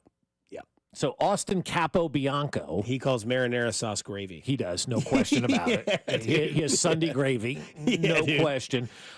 He's a season ticket holder, so he knew he would be in trouble, but chose to grab an open Betts glove nonetheless, telling ESPN that he and his friend Peter often discuss this exact scenario. If a foul ball comes their way, we're going to do what we can to help the team. Quote, "We always joke about the ball in our area," Capobianco, 38, said at a local bar after the game. Said at a local bar after. So was he at stands? Where was he, right? "We're not going to go out of our way to attack. If it's in our area, we're going to D up. Someone defends, someone knocks the ball. We talk about it. We're willing to do this." D up. Pass your gravy. I mean, based on that alone, you can't allow these two clowns back into the stadium, right? That's right. Quote, "I know when I'm in the wrong, and as soon as I did it, I was like, boys, I'm out of here," Capobianco told ESPN. "I patrol that wall, and they know that." Oh, you patrol that wall. What's his last name again? Capobianco. Yeah. Austin Capobianco, he patrols that wall. That's right. That's his wall. You ain't going to mess with that wall, or Capobianco's going to cap you. We did that. We did that in at Blue Springs High School. We were high school students, though, and we had seniors get the rail. You just defended the rail. No juniors or sophomores were going to come up and stand on the rail. That was the seniors' rail. That's seniors' high schools. It was high school. It wasn't professional athletes, right? No. Like this poor guy, John Peters, is his friend. So his last name is Peter. His first name is John Peter. Grow up. Like, this is a baseball game, bro. Well, I'm going to defend the wall. But there's also a guy wearing like a sliding glove. You also know, like, this guy probably wears 69 and plays slow pitch softball and pounds Keystone Lights in the parking lot, right? My kind of guy. Just don't want to hang out with him at a baseball game. You don't want to be with this guy. One more time on the last name? Capobianco. Capobianco. I'm looking says, like, I love that sandwich. It is a good sandwich, yeah. Capobianco. Yeah, the guy holding his wrist is John Peter, no wedding band on his finger, holding Mookie Betts' wrist as the other guy tries to rip the ball out of his glove. I've never seen anything like this in a game before. I'm just trying to think of what Capobianco would be good at. Someone says it's a great number 3 meal from Good Sense. Yeah, I'll take the Capobianco. Jasper's going to put that. I'll get Jasper to put that on the menu. Yeah. Put the Capo Bianco on the menu, Jasper. Is that his first name? Capo Bianco? That's his last Jasper. name. Yeah. Jasper is his first name? I kind of want to know what his last name is. Mirabli. Oh. That's probably why he went with Jasper's. Well, it was Jasper's was his dad's. It's been 75 years. Nice. Front row season tickets. You think he's on the waste management business to afford that? Capo Bianco. No, he just knows people. Yeah. You don't piss that guy off. Apparently, or try to catch a baseball in his side. We always joke about the ball in our area, he said at a local bar. D up. We're not going to go out of our way to attack, but if it's in our area, we're going to D up. Capo Bianco. He from Queens? Doesn't say. Brooklyn? He got to be from the Bronx. Yeah, it doesn't say where he's from. I'm sure it'll come out later today. Oh, my God. God, are they going to be back? You said that the report was they weren't going to ban him. They from weren't the going to ban stadium. him, but I mean, But now that he says this, it's like, all right. So now you have to, right? So now you just have to have a poor security guy waste a seat in the stadium to have him sit there next to him so he doesn't foul up again? Like, again, like you did this, it was in the wrong. You say you got caught up in the moment. You're sitting at a bar drinking, telling everybody, oh, this was planned. We got to defend the wall. I just can't, I can't believe that they're even remotely even allowed near 100 yards of the stadium. Yeah, MLB should come in and ban them. Somebody should. Yeah. You can't, like now Mookie's going to be distracted. He won't be because he's a pro, but like he's still going to look over, and you know those guys are going to heckle Mookie. Oh, of course they are. That's what they do. Night. Yeah, that's kind of the thing that it happens. Right. He's from the Bronx. Okay, great. So he walked to the game. Good for him. He should stay at home. But his or at the bar. great-grandmother and his mother's side was born in Sicily. I don't know how somebody knows that. Because we got the internet. Gosh. Capo Bianco. The fact that they're going to be back tonight in those seats. This is why I want the Yankees to lose. It's unbelievable. I hate Yankees fans the way you hate Cincinnati fans. Yeah. Like, they've always been noisy at Kauffman. There was a guy in front of our media thing that was wearing a Garrett Cole jersey that had his jersey name on the back, so I knew it was a fake jersey. Ugh. That's just, we have to defend the line and D up. Somebody says in the text line, D up is tees and tickets. I'm going to defend the wall. We're still talking about baseball? I just don't get it. Like, what makes you think that you have the ability, like, you have the power to do that? That's not your seat. Well, no, people think they paid for that seat. They can do whatever they want. Have you seen behavior at games? Yeah. I mean, to think that the whole situation, you think Mookie Betts would be the most pissed off person in the world. He's the one's like, we lost again. Whatever, we lost. Yeah. Doesn't matter. Sorry, Boston. Mookie Betts going to have a big day. What are the odds for him to do something special tonight? I would hammer that home run bet. Like Mookie Betts with a game-winning hit to win the World Series would be kind of poetic tonight. 816 D up, D's nuts, Yankees fan. Yeah. If that guy's an 81-game season ticket holder too, like he could be there for every damn game going forward. Now, like everybody's going to have to deal with this guy. And you'd have to think that where he's at, there's the possibility of foul balls are all the time. Yeah, man. Especially when there's no room on that side of the field. Yeah, like all the time. Ugh. So that means, and I mean this wholeheartedly, you touch my glove, I'm throwing. If I'm Mookie Betts, you touch anything on my body, like my hand, my wrist, my glove, neck, back, crack, I'm punching. Do you have to put up nets now?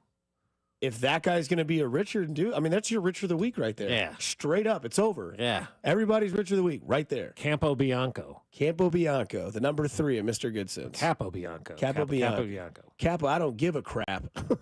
Yeah, you think he is definitely in waste management, that guy. And you know how big his ego is now? Oh, God, yeah. Wouldn't it be great? Oh, he thinks he's a vital cog to this thing. Yeah. Though. Like when you're a fan and you think wants you're to a be vital monument. cog. He thinks he's a Monument Park. Oh, no question. Yeah. This guy thinks he's part of the organization. Oh, yeah. Remember that game? You remember that game where I punched Mookie in the face? That's not what happened. Yeah. You ripped his glove apart. Glove face, same thing, ain't done. Yeah, this guy is definitely thinking he's part of the organization. Like, that's when you take your fandom a little bit too far. What I think would be cool is if they think that they're going to let him come into the game And then he gets to his seat, and there's security guards say, actually, you got to go back. Yeah, you're back up. Thanks for paying for parking. Right. Whatever. Capobianco. How you doing? Definitely a gravy guy. That's what he calls red sauce. Would you eat biscuits and gravy if it was marinara sauce over bread? Yeah, Hell yeah, you would. Hell yeah, you would. Yeah, if I made my own marinara sauce, sure. That's yeah. right. Hey, don't be like Capobianco. Go be different. Go be nice. Go do nice things for somebody. You never know. It could change their day, week, month, or year. It is simply cool to care. Kansas City, stay safe and stay kind. For Bob Fescoe, from Mac Morning, I'm Dusty Likens. Coming up next on 96.5 The Fan, Cody and Gold gets you from 10 to 2 on your home for Kansas City Sports.